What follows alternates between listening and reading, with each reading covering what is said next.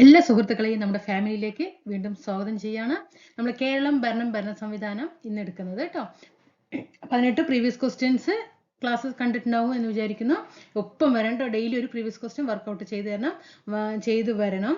കാരണം negative mark കുറയ്ക്കാനും നല്ല റാങ്കുകളിലേക്ക് എത്താനും ഒരു എളുപ്പ വഴി എന്ന് പറയാൻ പറ്റില്ല. നല്ല രീതിയിൽ റിസ്ക് എടുത്ത് നമ്മൾ 1.25 മണിക്കൂറൊക്കെ ഇരുന്ന് അതൊക്കെ വർക്കൗട്ട് ചെയ്ത് അറിയാത്ത ക്വസ്റ്റ്യൻസ് ഒക്കെ എഴുതി അതൊക്കെ ചെയ്യുമ്പോഴാണ് നമ്മളൊരു എന്താ പറയുന്നത് ആത്മാർത്ഥമായിട്ട് ഒരു പഠിക്കുന്ന ഒരു വിദ്യാർത്ഥി ചെയ്യുന്നത്. അപ്പോൾ നമ്മൾ ഇന്ന് കേരളം ഭരണ സംവിധാനത്തിലെ ടോപ്പിക്കാണ് എടുക്കാൻ പോകുന്നത്. അതിൽ നമ്മൾ ഏതൊക്കെ കഴിഞ്ഞു? ഓക്കെ, നല്ല സപ്പോർട്ട് ഇട്ട് ഞാൻ ആദ്യം തന്നെ പറയണേ, എൻ്റെ എല്ലാ കൂട്ടുകാർക്കും ഹൃദയത്തിൽ നിറഞ്ഞ സ്നേഹത്തോട് ഞാൻ നന്ദി അറിയിക്കുകയാണ്. താഴെ കമൻറ്റ് ചെയ്യുന്നതിനും സബ്സ്ക്രൈബ് ചെയ്ത് സപ്പോർട്ട് ചെയ്യുന്നതിനും ഒക്കെ എൻ്റെ എല്ലാ കൂട്ടുകാർക്കും ദൈവത്തിൻ്റെ നാമത്തിൽ ഓക്കെ ഹൃദയത്തിൻ്റെ ഭാഷയിൽ നന്ദി പറയുന്നു. ഓക്കെ, അടുത്തത് നോക്കിയേ, നമ്മൾ സംസ്ഥാനത്തെ സിവിൽ സർവീസ് കഴിഞ്ഞു. നമ്മൾ ടോപ്പിക് ഏതൊക്കെ കഴിഞ്ഞിട്ടുണ്ടായിരുന്നു? സംസ്ഥാന സിവിൽ സർവീസ് കഴിഞ്ഞു, ഭരണഘടനാ സ്ഥാപനങ്ങൾ, വിവിധ കമ്മീഷനുകൾ കഴിഞ്ഞു, ദുരന്ത നിവാരണ അതോറിറ്റി, തണ്ണീർത്തട സംരക്ഷണം, തൊഴിലും ജോലിയും, ദേശീയ ഗ്രാമീണ തൊഴിൽ പദ്ധതി, ഭൂപരിഷ്കരണങ്ങൾ കഴിഞ്ഞു അല്ലേ. ഇന്ന് നമ്മൾ എടുക്കുന്നത് സ്ത്രീകൾ, കുട്ടികൾ, മുതിർന്ന പൗരന്മാർ എന്നിവരുടെ സംരക്ഷണവും പിന്നെ ഏതാണ് സാമൂഹിക ക്ഷേമം, അതുപോലെ സാമൂഹിക സുരക്ഷിതത്വം. ഇതാണ് ഇന്ന് എടുക്കാൻ പോകുന്നത്. ഏതൊക്കെയാണ്? സ്ത്രീകൾ, കുട്ടികൾ, മുതിർന്ന പൗരന്മാർ എന്നിവരുടെ സംരക്ഷണം, സാമൂഹ്യ ക്ഷേമം, സാമൂഹ്യ സുരക്ഷിതത്വമാണ് ഇന്ന് എടുക്കാൻ പോകുന്ന ക്ലാസ്.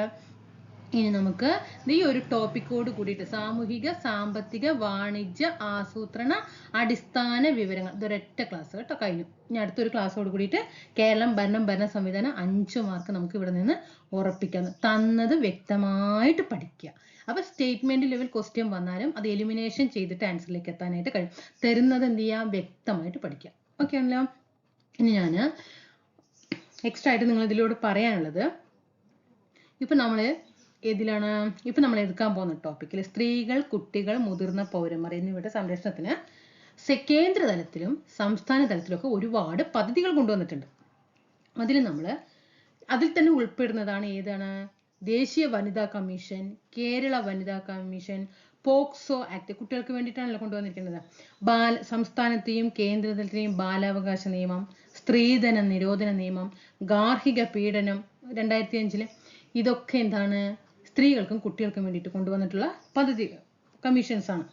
നമ്മൾ എന്താ ചെയ്യാൻ പോകുന്നത് വെച്ചാൽ ആ കമ്മീഷൻസ് നമ്മൾ കേരളത്തിലെ നമ്മൾ ഇതിലെടുത്തിട്ടുണ്ട്. ഏതിലാണ്? കമ്മീഷൻസിൽ അല്ലെ, ഭരണഘടനാ സ്ഥാപനങ്ങളിലും വിവിധ കമ്മീഷനിലും കേരളത്തിലെ എല്ലാ കോൺസ്റ്റിറ്റ്യൂഷൻ കമ്മീഷനും സ്റ്റാറ്റ്യൂട്ടറി ബോഡിയുള്ള കമ്മീഷനും എല്ലാം ചർച്ച ചെയ്തിട്ട് പോയിട്ടുണ്ട്. ഇന്ത്യയിലത്തെ അല്ല, ദേശീയ തലത്തിൽ എടുത്തിട്ടില്ല. കേരളത്തിലെ എല്ലാ സ്ഥാപനങ്ങളെയും നമ്മൾ എന്ത് ചെയ്തിട്ടുണ്ട്? ചർച്ച ചെയ്തിട്ടുണ്ട്.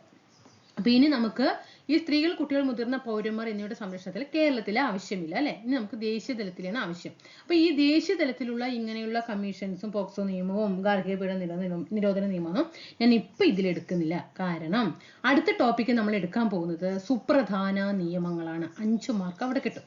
നമുക്ക് ഇങ്ങനെ എളുപ്പത്തിൽ സ്കോർ ചെയ്യാൻ പറ്റിയ, കുറച്ച് പഠിച്ചാൽ മതി, എളുപ്പത്തിൽ സ്കോർ ചെയ്യാൻ കിട്ടുന്നത് ആദ്യം കംപ്ലീറ്റ് ആക്കുക കേട്ടോ. സുപ്രധാന നിയമങ്ങൾ എടുക്കുമ്പോൾ അതിൽ നമുക്ക് ഈ വിഷയമെല്ലാം ഏതിലും വരുന്നുണ്ട്? അതിലും വരുന്നുണ്ട്. അപ്പോൾ നമുക്ക് എന്ത് ചെയ്യണം? അവിടെ ദേശീയ തലത്തിലുള്ള കോൺസ്റ്റിറ്റ്യൂഷൻ കമ്മീഷൻസും, ദേശീയ തലത്തിലുള്ള കോൺസ്റ്റിറ്റ്യൂഷൻ കമ്മീഷൻ, ദേശീയ തലത്തിലുള്ള സ്റ്റാറ്റ്യൂട്ടറി ബോഡികളും, പിന്നെ ഇതേപോലുള്ള പോക്സോ നിയമങ്ങൾ, ഗാർഹിക പീഡന നിരോധന നിയമം, അങ്ങനെയുള്ള കാര്യങ്ങളൊക്കെ ഇതിൽ വരുന്നുണ്ട്. സുപ്രധാന നിയമങ്ങൾ വരുന്നുണ്ട്. ആ സുപ്രധാന നിയമത്തിൽ നമ്മൾ പഴുതടച്ചിട്ട് എന്ത് ചെയ്യും? അവിടെ അതങ്ങോട്ട് പഠിക്കും. അപ്പൊ ഇപ്പൊ വേറെ എന്തൊക്കെ പരിപാടികളാണ് കേന്ദ്ര തലത്തിലും സംസ്ഥാന തലത്തിലും കൊണ്ടുവന്നിരിക്കുന്നത് എന്നുള്ളത് നമുക്ക് പരിചയപ്പെടാം. ഏതാണ് നമ്മുടെ ടോപ്പിക്ക്? സ്ത്രീകളുടെയും കുട്ടികളുടെയും സംരക്ഷണം, മുതിർന്ന പൗരന്മാരുടെ സംരക്ഷണം, സാമൂഹ്യ ക്ഷേമം, സുരക്ഷിതത്വം. ഈ മുതിർന്ന പൗരന്മാരുടെ സംരക്ഷണം 2023 നടന്നിട്ടുള്ള പരമാവധി എക്സാമിലൊക്കെ എന്ത് ചെയ്തിട്ടുണ്ട്? ഇത് കയറി വന്നിട്ടുണ്ട് കേട്ടോ. അപ്പൊ ആ ടോപ്പിക്കിന് അതിൻ്റെതായിട്ടുള്ള ഇമ്പോർട്ടൻറ്റ്. അപ്പൊ നമുക്ക് ആദ്യം എന്ത് ചെയ്യാം? സ്ത്രീകളുടെയും കുട്ടികളുടെയും സംരക്ഷണത്തിന് വേണ്ടിയിട്ട് ദേശീയ തലത്തിലും സംസ്ഥാന തലത്തിലൊക്കെ എന്തൊക്കെ കൊണ്ടുവന്നിട്ടുണ്ട് എന്നുള്ളത് നമുക്ക് നോക്കാം. സ്ത്രീകളുടെയും കുട്ടികളുടെയും സംരക്ഷണം. ബാലികാ സമൃദ്ധി യോജന ഈ വിഷയത്തിൽ നിന്നറിയും. ഈ ബാലിക പറയുമ്പോൾ ആർക്ക് വേണ്ടിയിട്ടാണ്? കുട്ടികൾക്ക് വേണ്ടിയിട്ടാണ് അല്ലേ. 1997 ഓഗസ്റ്റ് 15 ഇത് നിലവിൽ വന്നത്. 9ാമത്തെ പഞ്ചവത്സര പദ്ധതി സമയത്താണ് ബാലികാ സമൃദ്ധി യോജന കൊണ്ടുവന്നിരിക്കുന്നത്. ആ സമയത്ത് പദ്ധതി ആരംഭിക്കുന്ന സമയത്ത് പ്രധാനമന്ത്രി IK ഗുജറാളാണ്. കേന്ദ്ര ഗവൺമെന്റിന്റെ പദ്ധതിയാണ്. നമുക്കറിയാം യോജന എന്ന് വരുമ്പോൾ എപ്പോഴും അത് ഏതായിരിക്കും? കേന്ദ്ര ഗവൺമെന്റിന്റെ പദ്ധതിയായിരിക്കും. കേന്ദ്ര ഗവൺമെന്റിന്റെ പദ്ധതിയാണ്. പിന്നെ എന്താണ് ഇതിൽ പറയുന്നത്? ഇത് ആർക്ക് വേണ്ടിയിട്ടാണ്? 1997 ഓഗസ്റ്റ് 15 അതിനുശേഷമോ 1997 ഓഗസ്റ്റ് 15 ശേഷമോ അതിനുശേഷം ജനിച്ച ഗ്രാമത്തിലെയും നഗരത്തിലെ പ്രദേശങ്ങളിലെയും ദാരിദ്ര്യരേഖയ്ക്ക് താഴെയുള്ള, ദാരിദ്ര്യരേഖയ്ക്ക് താഴെയുള്ള പറയുമ്പോൾ ആര് വരും? BPL അല്ലേ? ആ കുടുംബങ്ങളിലെ പെൺകുട്ടികളെ സഹായിക്കാൻ വേണ്ടിയിട്ടാണ് കേന്ദ്ര സർക്കാർ കൊണ്ടുവന്നത്.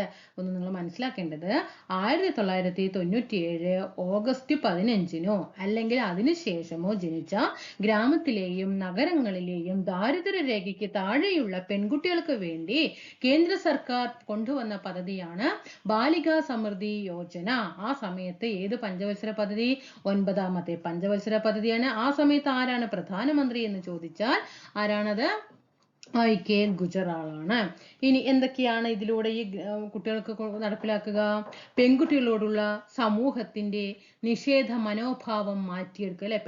പെണ്ണാണ് എന്ന് പറഞ്ഞിട്ട് മാറ്റി നിർത്തുന്ന ആ പരിപാടി എന്ത് ചെയ്യുക? ഒഴിവാക്കണം. പെൺകുട്ടികളുടെ വിവാഹപ്രായം എന്ത് ചെയ്യുക? ഉയർത്തുക. പിന്നെ വരുമാനം നേടാൻ വേണ്ടിയിട്ടുള്ള പ്രവർത്തനങ്ങളിൽ ഇവരെ പെൺകുട്ടികളെ പ്രാപ്തരാക്കണം. പിന്നെ കൂടുതൽ പെൺകുട്ടികൾക്കൊക്കെ എന്ത് ചെയ്യുക? വിദ്യാഭ്യാസം കൊടുക്കാൻ കഴിയണം. ഈ പദ്ധതി പ്രകാരം, ഈ ബാലികാ സമൃദ്ധി യോജന പ്രകാരം 500 രൂപ ബാങ്കിലോ അല്ലെങ്കിൽ പോസ്റ്റ് ഓഫീസിലോ പെൺകുട്ടിയുടെ പേരിൽ നിക്ഷേപിക്കുന്നുണ്ട്. 500 രൂപ ഒന്നുമില്ലെങ്കിൽ പോസ്റ്റ് ഓഫീസിലോ ഒന്നുമില്ലെങ്കിൽ ബാങ്കിലോ എന്ത് ചെയ്യും? നിക്ഷേപിക്കുന്നുണ്ട്.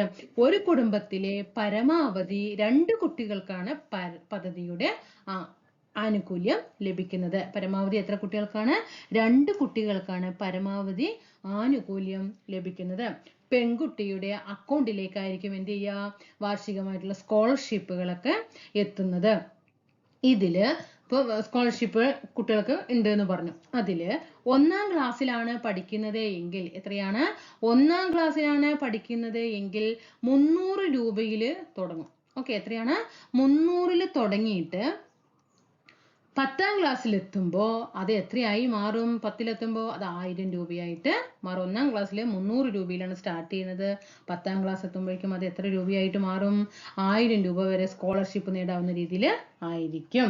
ഗ്രാമപ്രദേശങ്ങളിൽ ഈ പദ്ധതി നടപ്പിലാക്കുന്നത് ICDS ആണ്. ICDS അറിയാലോ, ഇന്റഗ്രേറ്റഡ് ചൈൽഡ് ഡെവലപ്മെന്റ് സ്കീമിൽ അംഗനവാടികൾ വഴിയാണ് ഇത് ICDS പദ്ധതി വരുന്നത് അല്ലേ? ആ ICDS ആണ് ഗ്രാമപ്രദേശങ്ങളില് ബാലികാ സമൃദ്ധി യോജന പദ്ധതി നടപ്പിലാക്കുന്നത്. എന്നാൽ നഗരപ്രദേശങ്ങളില് ആരോഗ്യ വകുപ്പ് ഉദ്യോഗസ്ഥരാണ് ഈ പദ്ധതിക്ക് എന്ത് ചെയ്യുന്നത്? അവതരിപ്പിക്കുന്നത് അല്ലെ? ഈ പരിപാടിക്ക് എന്തൊക്കെ ആർക്കൊക്കെയാണ് വേണ്ടത് എന്നുള്ള ഇതൊക്കെ അവതരിപ്പിക്കുന്നത് ആരാണ്? ആരോഗ്യ വകുപ്പ് ഉദ്യോഗസ്ഥരാണ്. നമ്മൾ നേരത്തെ പറഞ്ഞു ബാലികാ സമൃദ്ധി യോജന ഗ്രാമത്തിലെയും നഗരത്തിലെയും ദാരിദ്ര്യരേഖയ്ക്ക് താഴെയുള്ള പെൺകുട്ടികൾക്ക് വേണ്ടിയിട്ടാണ് എന്ന് പറഞ്ഞു. അതുകൊണ്ട് ഗ്രാമപ്രദേശങ്ങളിൽ ഇത് നടപ്പിലാക്കുന്നത് ICDS-ഉം നഗരപ്രദേശങ്ങളിലാണെങ്കിൽ അത് ആരാണ്? ആരോഗ്യ വകുപ്പ് ഉദ്യോഗസ്ഥരുമാണ് ഈ പദ്ധതി നടപ്പിലാക്കുന്നത്. മനസ്സിലായല്ലോ? ഇപ്പോ 1ാം ക്ലാസ്സിൽ നമ്മൾ പറഞ്ഞു എത്രയാണ്? 300 അല്ലെ? 1ാം ക്ലാസ് മുതൽ 3ാം ക്ലാസ് വരെ എത്രയായിരിക്കും? 1, 2, 3 നമ്മൾ 1ാം ക്ലാസ്സിൽ 300 രൂപയിൽ സ്റ്റാർട്ട് ചെയ്യും. 3ാം ക്ലാസ് വരെയും എത്ര തന്നെയാണ്? 300 രൂപയാണ് കേട്ടോ. 1ാം ക്ലാസ് മുതൽ തൊട്ട് 3ാം ക്ലാസ് വരെയും 300 രൂപയാണ് സ്കോളർഷിപ്പ് പ്രതിവർഷം ലഭിക്കുക. 4ാം ക്ലാസ് എത്തുമ്പോൾ അത് എത്രയാകും? അത് 500 രൂപയായിട്ട് മാറും. 4ാം ക്ലാസ് എത്തുമ്പോൾ അത് 500 രൂപയാകും. 5ാം ക്ലാസ് എത്തുമ്പോൾ അത് 600 രൂപയാകും. 6ലും 7ലും ആകുമ്പോൾ അത് എത്രയാകും? 700 രൂപയാകും. 6ലും 7ലും 700 രൂപ വെച്ചിട്ട് കയറും. 8ാം ക്ലാസ്സിലാകുമ്പോൾ 800 രൂപയാകും. 9ാം ക്ലാസ്സിലാകുമ്പോൾ 9ലും 10ലും എത്രയാണ്? 1000 രൂപയാണ് കേട്ടോ. 9ലും 10ലും 1000 രൂപ. 1ാം ക്ലാസ് തുടങ്ങിയിട്ട് 3ാം ക്ലാസ് വരെ 300 രൂപയാണ് വാർഷിക സ്കോളർഷിപ്പ് കയറുക. 4ാം ക്ലാസ് എത്തുമ്പോൾ അത് 500 ആകും. 5ാം ക്ലാസ് എത്തുമ്പോൾ 600 ആകും. 6ലും 7ലും എത്തുമ്പോൾ 700 ആകും. 8ലെത്തുമ്പോൾ 800 ആകും. 9ലും 10ലും ആകുമ്പോൾ അത് 1000 രൂപയായിട്ടാണ് സ്കോളർഷിപ്പ് തികയുക. ഇനി പെൺകുട്ടിക്ക് 18 വയസ്സ് തികയുമ്പോഴാണ് ഈ തുക എന്ത് ചെയ്യാൻ പറ്റുള്ളൂ? പിൻവലിക്കാനായിട്ട് പറ്റുള്ളൂ. 18 വയസ്സ് പൂർത്തിയാകുമ്പോൾ ഈ പെൺകുട്ടിക്ക് എന്ത് ചെയ്യാം? ആ പൈസ പിൻവലിക്കാം അല്ലെ. 1ാം ക്ലാസ്സിൽ 300 രൂപ തുടങ്ങിയിട്ട് സ്കോളർഷിപ്പ് നേടാൻ തുടങ്ങിയിട്ട് ഇത്രയും എമൗണ്ട് ആകുമ്പോഴേക്കും അല്ലെ ഒരു എമൗണ്ട് കയ്യിലായിട്ടുണ്ടാവും അല്ലേ. അപ്പൊ എത്രയാണ്? 18 വയസ്സ് ആകണം കേട്ടോ. ഇനി പെൺകുട്ടി ജനിക്കുമ്പോൾ ലഭിച്ച 500 രൂപയും പിന്നെ തുടർന്ന് ലഭിക്കുന്ന സ്കോളർഷിപ്പും അതിന്റെ പലിശ എന്നിവയെല്ലാം ചേർത്തുകൊണ്ടാണ് എന്ത് ചെയ്യുക? അവസാനം പിൻവലിക്കുക. നമ്മൾ ആദ്യം പറഞ്ഞു ഒരു 500 രൂപ ആദ്യം ഒരു ഡെപ്പോസിറ്റ് ഉണ്ട് എന്ന് പറഞ്ഞു അല്ലേ.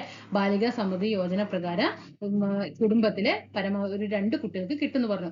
ആ കിട്ടുന്ന സമയത്തിന് ആദ്യം ഒരു 500 രൂപ എന്ത് ചെയ്യും? ഈ ബാലികാ സമൃദ്ധി യോജന പ്രകാരം അവിടെ ഡെപ്പോസിറ്റ് ഉണ്ടാകും.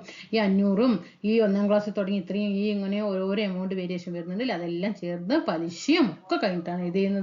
ഈ പെൺകുട്ടിക്ക് 18 വയസ്സ് കഴിഞ്ഞിട്ട് അത് പിൻവലിക്കാനായിട്ട് സാധിക്കാം. ഇനി 18 വയസ്സിന് മുമ്പ് ഈ പെൺകുട്ടി വിവാഹിതയാവുകയോ അല്ലെങ്കിൽ മരണപ്പെടുകയോ ഒക്കെ ചെയ്താൽ ഈ തുക ഈ പദ്ധതിയിൽ അപേക്ഷിച്ചിട്ടുള്ള വേറൊരു പെൺകുട്ടിയുടെ അക്കൗണ്ടിൽ നിക്ഷേപിക്കപ്പെടും. ഇപ്പൊ 2 പേർക്ക് കൊടുക്കുന്നു പറഞ്ഞല്ലോ.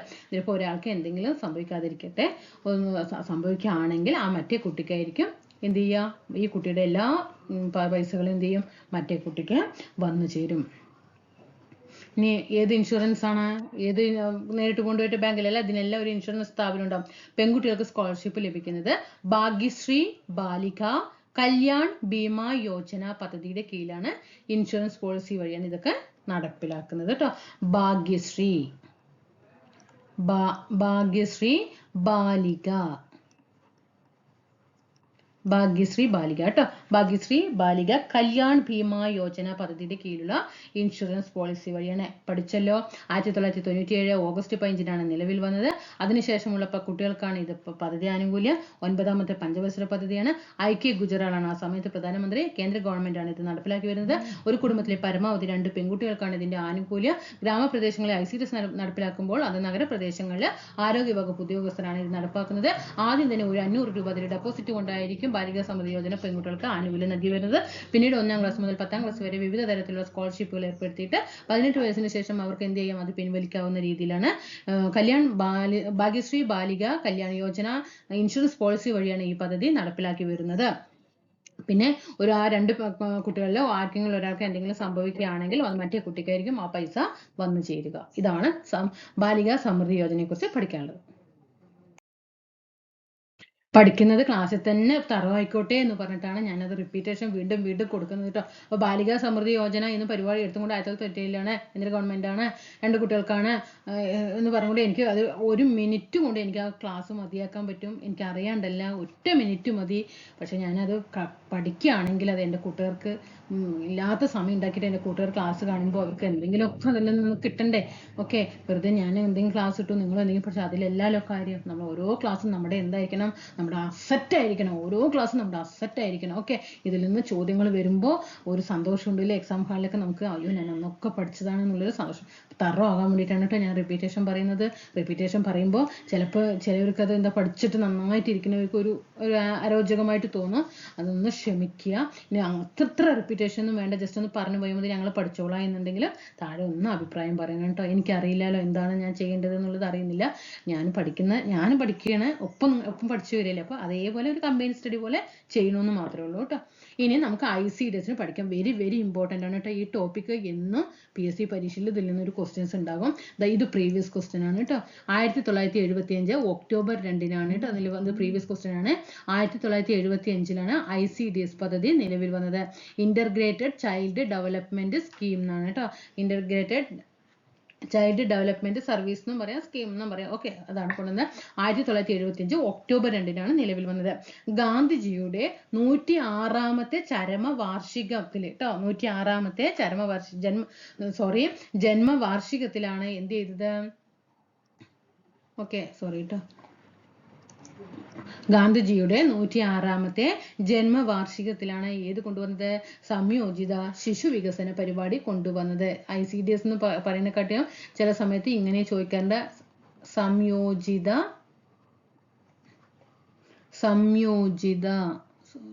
പിന്നിന് ചെറിയൊരു മിസ്റ്റേക്ക് ഉണ്ട്. സംയോജിത ശിശു വികസന പരിപാടി. ഓക്കെ, അപ്പോൾ എത്ര വയസ്സ് വരെയാണ് ഇവിടെ? 6 വയസ്സ് വരെയാണ് കേട്ടോ. 6 വയസ്സ് വരെയുള്ള കുട്ടികൾക്ക് പോഷകാഹാരം, പ്രാഥമിക വിദ്യാഭ്യാസം എന്നിവ നൽകുന്നതിനായിട്ട് കേന്ദ്ര സർക്കാർ ആരംഭിച്ച സാമൂഹിക ക്ഷേമ പദ്ധതിയാണ് ICDS. ചോദിച്ചിട്ടുണ്ട്, ഇത് പ്രീവിയസ് ക്വസ്റ്റ്യൻ ആണ്. എത്ര വയസ്സ് വരെ എന്ന് ചോദിച്ചിട്ടുണ്ട് കേട്ടോ. 6 വയസ്സ് വരെയുള്ളതാണ്. ഇനി ഗർഭിണികള്, അതുപോലെ മുലയൂട്ടുന്ന അമ്മമാര്, കൗമാരക്കാരായിട്ടുള്ള പെൺകുട്ടികൾ എന്നിവരും ഈ പദ്ധതിയുടെ ഗുണഭോക്താക്കളാണ്. ഗർഭിണികൾക്ക്, മുലയൂട്ടുന്ന അവർക്കൊക്കെ ഈ അമൃതം പൊടിയൊക്കെ നമ്മൾ കിട്ടുന്നുണ്ടല്ലോ, കുട്ടികൾക്കൊക്കെ അമൃതം പൊടി കിട്ടുന്നില്ലേ, അതുപോലെ മുലയൂട്ടുന്ന അമ്മമാർക്ക്, പിന്നെ പെൺകുട്ടികൾക്കൊക്കെ ഈ കോറ, വെല്ലം അങ്ങനെയുള്ളതൊക്കെ കൊടുക്കുന്നുണ്ട് അല്ലേ. ഇതൊക്കെ ഏത് വഴിയാണ്? ഈ ICDS പദ്ധതി വഴിയാണ്. ഇനി പദ്ധതി ആരംഭിക്കുന്ന സമയത്ത് പ്രധാനമന്ത്രി നമ്മുടെ ഇന്ദിരാഗാന്ധിയാണ്. ഈ പദ്ധതി നടപ്പിലാക്കുന്നത് ആരാണ്? വനിതാ ശിശുക്ഷേമ മന്ത്രാലയമാണ്. വനിതാ ശിശുക്ഷേമ മന്ത്രാലയം. ആ സമയത്ത് പഞ്ചവത്സര പദ്ധതി, അഞ്ചാമത്തെ പഞ്ചവത്സര പദ്ധതി എന്ന് പറയുമ്പോൾ തന്നെ നമുക്കറിയാം അത് ഇന്ദിരാഗാന്ധിയാണ്. ഇതിന് സാമ്പത്തിക സഹായം നൽകുന്നത് ലോക ബാങ്കാണ് കേട്ടോ. ലോക ബാങ്കാണ് സാമ്പത്തിക സഹായം നൽകുന്നത്. അതുപോലെ ഇവർക്ക് പിന്തുണ നൽകുന്നത് ഒരു അന്താരാഷ്ട്ര സംഘടനയായ യുണിസെഫ് ആണ്. എന്ത് ചെയ്യുന്നത്? UNO, യുണിസെഫ്, നമ്മൾ WTO എന്നൊക്കെ പഠിക്കാറില്ല, അതുപോലെ യുണിസെഫ് ആണ് എന്ത് ചെയ്യുന്നത്? ഈ പദ്ധതിക്ക് പിന്തുണ നൽകുന്നത്. ഈ പദ്ധതിക്ക് ആവശ്യമായിട്ടുള്ള 100% ചെലവും എടുക്കുന്നത് കേന്ദ്ര ഗവൺമെന്റ് ആണ് കേട്ടോ. കേന്ദ്ര ഗവൺമെന്റ് ആണ്. 100% വിഹിതവും കേന്ദ്ര സർക്കാരാണ് വഹിക്കുന്നത്. അതായത് ഒരു ദിവസം ഒരു കുട്ടിക്ക് 1 രൂപ വെച്ചിട്ടാണ് ചെലവഴിക്കുന്നത്. ഒരു ദിവസം ഒരു കുട്ടിക്ക് എത്രയാണ്? 1 രൂപ വെച്ചിട്ടാണ് സംസ്ഥാന സർക്കാരിന്റെ വിഹിതം. സംസ്ഥാന സർക്കാരിന്റെ വിഹിതം വരുന്നത് ഒരു ദിവസം ഒരു കുട്ടിക്ക് 1 രൂപ എന്ന നിരക്കില് സംസ്ഥാന സർക്കാർ വഹിക്കുന്നുണ്ട്. പക്ഷെ അതിൽ ബാക്കി 100% എന്ന് തന്നെ പറയാം. അത് എത്രയാണ്? അത് കേന്ദ്ര ഗവൺമെന്റ് ആണ് ഇതാക്കുന്നത്. ഇനി ഇപ്പൊ നമ്മൾ 1975 ഒക്ടോബർ 2 നിലവിൽ വന്നു എന്ന് പറഞ്ഞു അല്ലെ ICDS. പക്ഷെ അത് 2005 ആയപ്പോഴാണ് എന്ത് ചെയ്യുന്നത്? രാജ്യം മുഴുവനും ഈ പദ്ധതി നടപ്പിലാക്കി തുടങ്ങിയത് 2005. ഇനി ബ്ലോക്ക് തലത്തില് ചൈൽഡ് ഡെവലപ്മെന്റ് ഓഫീസർ ആണ് എന്ത് ചെയ്യുന്നത്? ബ്ലോക്ക് തലത്തിൽ ഈ പദ്ധതിക്ക് നേതൃത്വം കൊടുക്കുന്നത് ചൈൽഡ് ഡെവലപ്മെന്റ് ഓഫീസറും, ജില്ലാ തലത്തിലാണെങ്കിൽ ഡിസ്ട്രിക്ട് പ്രോഗ്രാം ഓഫീസറുമാണ്. ബ്ലോക്ക് തലത്തിലാണെങ്കിൽ ആരാണ്? ചൈൽഡ് ഡെവലപ്മെന്റ് ഓഫീസറും, ജില്ലാ തലത്തിലാണെങ്കിൽ അത് ഡിസ്ട്രിക്ട് പ്രോഗ്രാം ഓഫീസറുമാണ്. ഈ ICDS പദ്ധതി ഇത് ഇമ്പോർട്ടന്റ് ആണ് കേട്ടോ. പ്രീവിയസ് ക്വസ്റ്റ്യൻ ആണ്. ആദ്യം മലപ്പുറത്താണ് ആരംഭിച്ചത്. ഈ പദ്ധതി ആദ്യം ആരംഭിച്ചത് എവിടെയാണ്? മലപ്പുറത്ത്, വേങ്ങരയിലാണ്. മലപ്പുറത്ത്, വേങ്ങര. ശ്രദ്ധിക്കണം, പ്രീവിയസ് ക്വസ്റ്റ്യൻ ആണ്. ഇനി എന്താണ് ടേക്ക് ഹോം റേഷൻ സ്ട്രാറ്റജി എന്ന് പറയുന്നത്? 3 വയസ്സിൽ താഴെയുള്ള പ്രായമുള്ള കുട്ടികൾക്ക് പോഷക ആഹാരം വിതരണം ചെയ്യാനുള്ള പദ്ധതിയാണ് ടേക്ക് ഹോം റേഷൻ സ്ട്രാറ്റജി. ഈ 3 വയസ്സ് വരെയുള്ള കുട്ടികൾക്കല്ലേ അമൃതം പൊടി കൊടുക്കുന്നത് അംഗനവാടി വഴി? അതിനെയാണ് പറയുന്നത് ഇത് ടേക്ക് ഹോം റേഷൻ സ്ട്രാറ്റജി. ഇനി എന്താണ് ന്യൂട്രിമിക്സ്? ഈ ടേക്ക് ഹോം റേഷൻ സ്ട്രാറ്റജി പ്രകാരം കുടുംബശ്രീ യൂണിറ്റുകൾ തയ്യാറാക്കി, ഞാൻ പറഞ്ഞല്ലോ, തയ്യാറാക്കി വീടുകളിൽ എത്തിക്കുന്ന ഭക്ഷ്യമിശ്രിതമാണ് ന്യൂട്രിമിക്സ്. കുടുംബശ്രീ വഴിയല്ലേ അമൃതം പൊടി വിതരണം ചെയ്യുന്നത്, അവരാണ് അത് ഉണ്ടാക്കുന്നത്. ആ കുടുംബശ്രീ യൂണിറ്റുകൾ തയ്യാറാക്കി വീടുകളിൽ എത്തിക്കുന്ന ഭക്ഷ്യമിശ്രിതമാണ് ന്യൂട്രിമിക്സ്. ഇതാണ് ICDS കുറിച്ചിട്ട് നമുക്ക് പഠിക്കാനുള്ളത്. ഒന്നുകൂടി വരാം. 1975 ഒക്ടോബർ 2 നമ്മുടെ മഹാത്മാഗാന്ധിജിയുടെ 106ാമത്തെ ജന്മവാർഷികം പ്രമാണിച്ചിട്ടാണ് ഈ പരിപാടി കൊണ്ടുവരുന്നത്. 6 വയസ്സ് വരെയുള്ള കുട്ടികൾക്കാണ് ഇത് അനുയോജ്യം. അതുപോലെ ഗർഭിണികളും മുലയൂട്ടുന്ന അമ്മമാരും കൗമാരക്കാരായ കുട്ടികൾക്കും വേണ്ടിയിട്ടുള്ളതാണ് ഈ പദ്ധതി. പിന്നെ ഇന്ദിരാഗാന്ധിയാണ് ഈ സമയത്ത് പ്രധാനമന്ത്രി. 5ാമത്തെ പഞ്ചവത്സര പദ്ധതിയാണ്. വനിതാ ശിശുക്ഷേമ മന്ത്രാലയമാണ് ഇത് നടപ്പിലാക്കുന്നത്. കേന്ദ്ര ഗവൺമെന്റ് ആണ് ഇതിന്റെ 100% വിഹിതം വഹിക്കുന്നത്. 1 രൂപ ഒരു കുട്ടിക്ക് 1 രൂപ എന്ന നിരക്കിൽ സംസ്ഥാന സർക്കാർ വഹിക്കുന്നുണ്ട്. 2005 ആയപ്പോഴാണ് ഈ പദ്ധതി ഇന്ത്യ ഒട്ടാകെ വ്യാപിക്കുന്നത്. ബ്ലോക്ക് തലത്തിൽ ചൈൽഡ് ഡെവലപ്മെന്റ് ഓഫീസർ ഇതിന് പ്രവർത്തനം കൊടുക്കുമ്പോൾ ജില്ലാ തലത്തിൽ അത് ഡിസ്ട്രിക്ട് പ്രോഗ്രാം ഓഫീസറാണ് ഇതിന്റെ മേൽനോട്ടം വഹിക്കുന്നത്.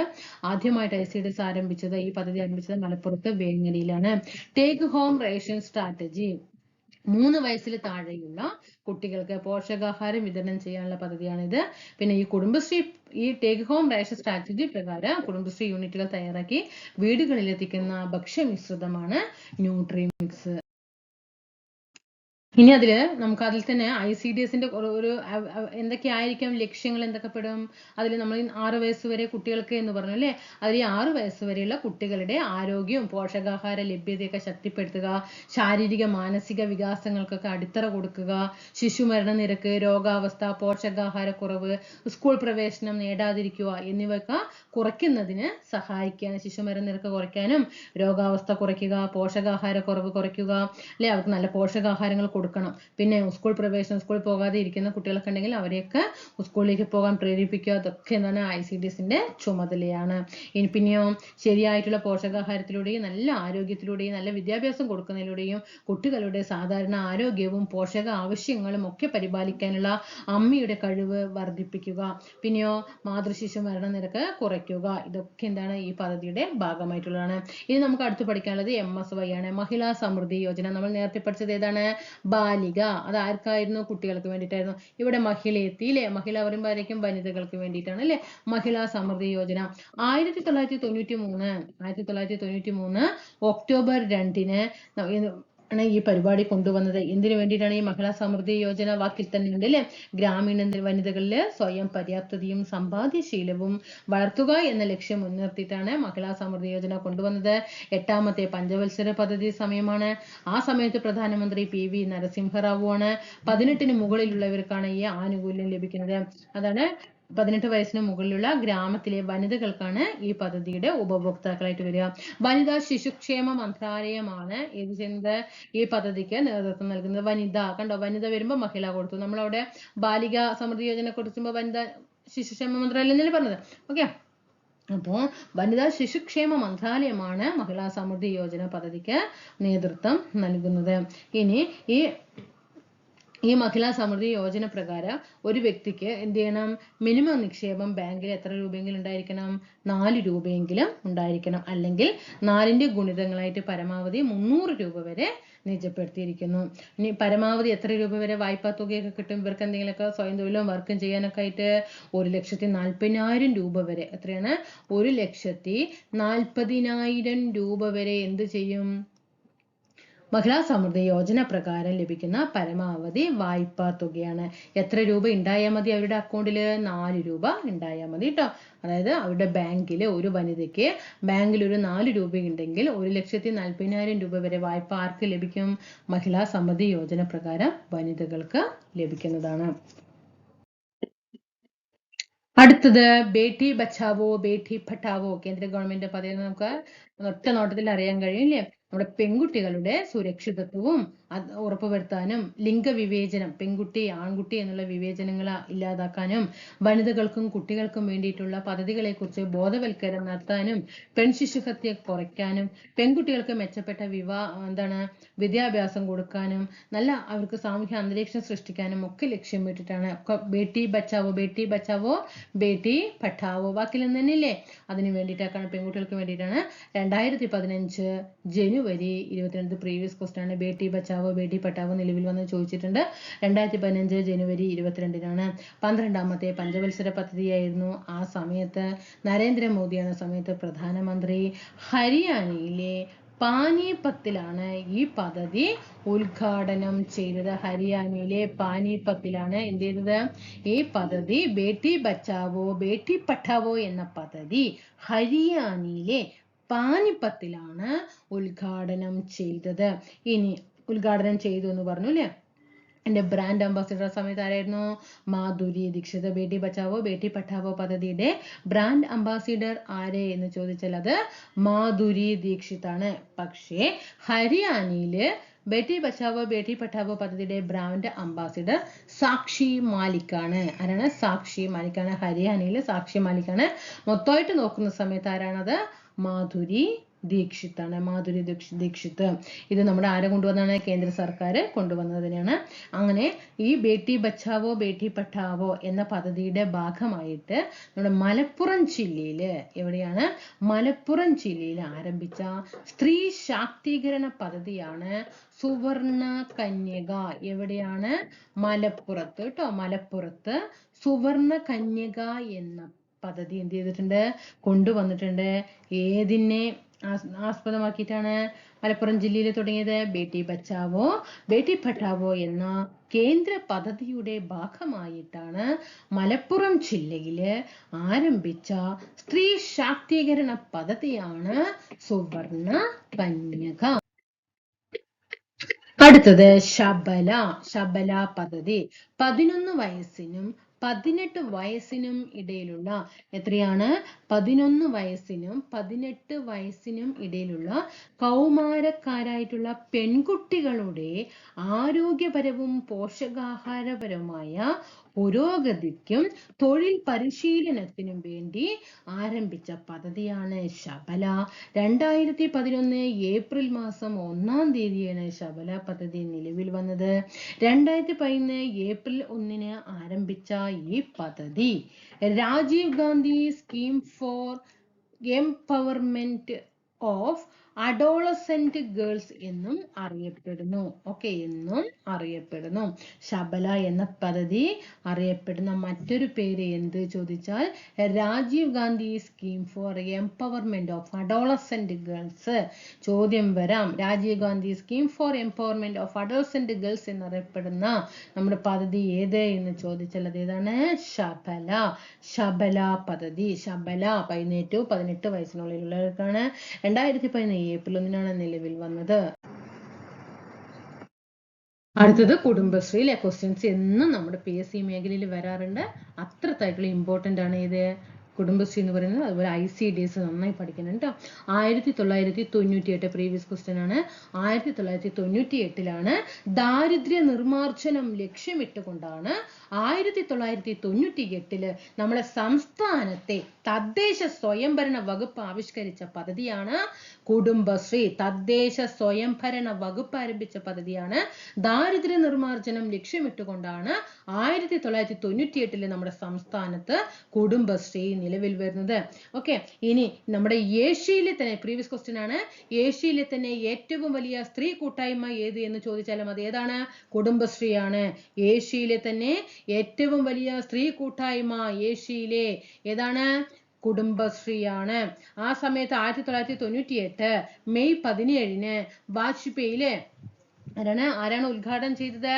വാജ്പേയിയാണ് 1998 മെയ് 17-ന് മലപ്പുറത്ത് വെച്ചിട്ട്, മലപ്പുറം ജില്ലയിൽ വെച്ചിട്ട് പ്രധാനമന്ത്രി അടൽ ബിഹാരി വാജ്പേയിയാണ് ഈ പ്രൊജക്ടിന്റെ ഉദ്ഘാടനം നിർവഹിച്ചത്. എവിടെയാണ്? മലപ്പുറം. ഇതെല്ലാം പ്രീവിയസ് ആണ് കേട്ടോ, പ്രീവിയസ് ആണ്. ആരാണ് ഉദ്ഘാടനം ചെയ്തത് ചോദിച്ചിട്ടുണ്ട്. മെയ് 17 ഡേറ്റും മാസം അടക്കം ചോദിച്ചിട്ടുണ്ട്. 1998 മെയ് 17-ന് മലപ്പുറത്ത് അടൽ ബിഹാരി വാജ്പേയിയാണ് ഈ പദ്ധതി ഉദ്ഘാടനം ചെയ്തത്. ആ സമയത്ത് നമ്മുടെ കേരളത്തിലെ മുഖ്യമന്ത്രി ആരെന്ന് ചോദിച്ചാൽ അത് EK നായനാർ ആണ്. അന്ന് തദ്ദേശ സ്വയംഭരണ വകുപ്പ് കൈകാര്യം ചെയ്യുന്നത് പാലൊളി മുഹമ്മദ് കുട്ടിയാണ്. ആരാണ്? പാലൊളി മുഹമ്മദ് കുട്ടിയാണ്. അന്ന് തദ്ദേശ വകുപ്പ് കൈകാര്യം ചെയ്യുന്നത് ആരാണ്? പാലൊളി മുഹമ്മദ് കുട്ടി. ആ സമയത്ത് മുഖ്യമന്ത്രി ആരെ ചോദിച്ചാൽ പ്രീവിയസ് ആണ്. ഓക്കെ, 1999 ആയപ്പോൾ ഇത് എന്ത് ചെയ്തു? നഗരങ്ങളിലേക്ക് കൂടിയിട്ട് അങ്ങോട്ട് വ്യാപിച്ചു. ആദ്യം ഗ്രാമപ്രദേശങ്ങളിലായിരുന്നു, പിന്നീട് 99 ആയപ്പോൾ അത് നഗരങ്ങളിലേക്കും കൂടിയിട്ട് വ്യാപിച്ചു. നബാർഡും അതുപോലെ കേന്ദ്ര ഗവൺമെന്റിന്റെയും സഹായത്തോടെ ഇട്ടിട്ടാണ് കേരള സർക്കാർ ഈ പ്രൊജക്ടിന് രൂപം നൽകിയത്. കേന്ദ്ര ഗവൺമെന്റും നബാർഡിന്റെയും ചോദ്യം വന്നാൽ നമ്മൾക്ക് കൺഫ്യൂഷൻ വരില്ലേ? കുടുംബശ്രീയാണ്, നബാർഡിനൊക്കെ വരുമോ എന്നുള്ളൊക്കെ ചിന്ത നമുക്ക് വരും. നമ്മൾ പഠിച്ചാലോ അവിടെ ചിന്തയുണ്ടോ? ഇല്ല. റിവിഷൻ ചെയ്താലോ ചിന്തയുണ്ടോ? ഇല്ല. മാർക്കോ? ഉയർന്ന മാർക്ക്. റാങ്ക്? ഉയർന്ന റാങ്ക്. ജോലി കയ്യിൽ. ഓക്കെ, ഇതായിരിക്കും പോളിസി. പഠിച്ചു കഴിഞ്ഞാൽ, റിവിഷൻ ചെയ്ത് കഴിഞ്ഞാൽ. ഓക്കെ, അപ്പോൾ ഇങ്ങനെയുള്ള ക്വസ്റ്റ്യൻസ് ഒക്കെ എന്ത് ചെയ്യണം? ഇങ്ങനെയൊക്കെ ക്വസ്റ്റ്യൻ സ്റ്റേറ്റ്മെന്റിൽ വരുമ്പോഴായിരിക്കും അവിടെ റാങ്ക് മേക്കിംഗ് വരിക. ഓക്കെ, അല്ലാണ്ട് പുതിയ ക്വസ്റ്റ്യൻ തേടി പോവുകയല്ല ചെയ്യേണ്ടത്. പുതിയ ക്വസ്റ്റ്യൻ തേടിയിട്ട് ഏതാണ്? ആരും കാണാത്ത ക്വസ്റ്റ്യൻ പഠിക്കാൻ പോകുമ്പോൾ ക്വസ്റ്റ്യൻ വരൂല്ല, റാങ്കും ഉണ്ടാവില്ല, എളുപ്പമുള്ളതും കയ്യിലുണ്ടാവില്ല. എങ്ങനെ കയ്യിലുള്ളതും ഇല്ല കക്ഷത്തും ഇല്ല പറഞ്ഞിട്ട് പറയാറില്ലേ പണ്ടത്തെ ഡയലോഗ്? അതുപോലെയാകും. ഓക്കെ, അപ്പൊ ഇങ്ങനെയുള്ള പദ്ധതികൾ എന്ത് ചെയ്യണം? നമ്മൾ നോട്ട് ചെയ്ത് വെക്കണം. ഓക്കെ, നബാർഡും കേന്ദ്ര ഗവൺമെന്റിന്റെയും സഹായത്തോട് കൂടിയിട്ടാണ് കേരള സർക്കാർ ഈ പ്രൊജക്ടിന് രൂപം കൊടുത്തത്. പിന്നെ കുടുംബശ്രീ യൂണിറ്റുകൾ രജിസ്റ്റർ ചെയ്തിരിക്കുന്നത് എവിടെയാണ്? തദ്ദേശ സ്വയംഭരണ സ്ഥാപനങ്ങളിലാണ് ഇവര് രജിസ്റ്റർ ചെയ്തിരിക്കുന്നത്. നമ്മുടെ സംസ്ഥാനത്ത് ദാരിദ്ര്യ നിർമ്മാർജ്ജന മിഷൻ, അതായത് സ്റ്റേറ്റ് പോവർട്ടി ഇറാഡിക്കേഷൻ മിഷൻ ആണ് ഈ പ്രൊജക്ട് നടത്തുന്നത്. നമ്മുടെ സംസ്ഥാനത്ത് ആരാണ് ഈ പദ്ധതി നടത്തുന്നത്? സംസ്ഥാനത്തെ ദാരിദ്ര്യ നിർമ്മാർജ്ജന മിഷനാണ് ഈ പദ്ധതിക്ക് എന്ത് ചെയ്യുന്നത്? നടത്തിപ്പ് ചുമതല.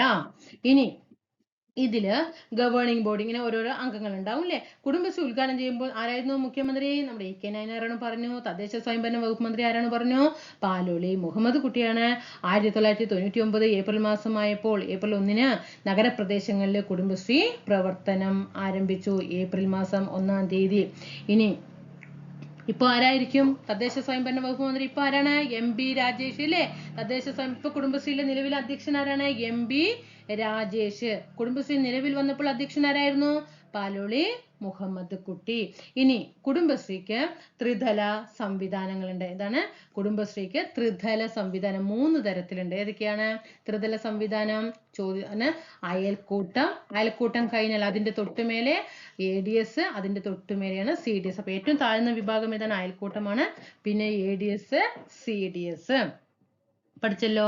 ഇനി ഒരു കുടുംബശ്രീയിൽ പറയുമ്പോൾ എത്ര പേര് അംഗങ്ങൾ ഉണ്ടാകും? 10 മുതൽ 20 പേരാണ് ഇതില് അംഗങ്ങള്. അപ്പൊ നമ്മള് ചിലവർക്കൊക്കെ ഈ കുടുംബശ്രീ നോക്കുമ്പോൾ ഓ കുടുംബശ്രീയിലോ എന്നൊക്കെ പറയാണ്ടില്ല, നമ്മുടെ നാട്ടിൻപുറത്തുള്ളവരെന്ന് പറയാണ്ട്. പക്ഷെ നല്ല രീതിയിൽ വരുമാനം ഉണ്ടാക്കുന്ന ഒരുപാട് കുടുംബശ്രീകൾ നമ്മുടെ ഇന്ന് കേരളത്തിൽ നിലനിൽപ്പുണ്ട്.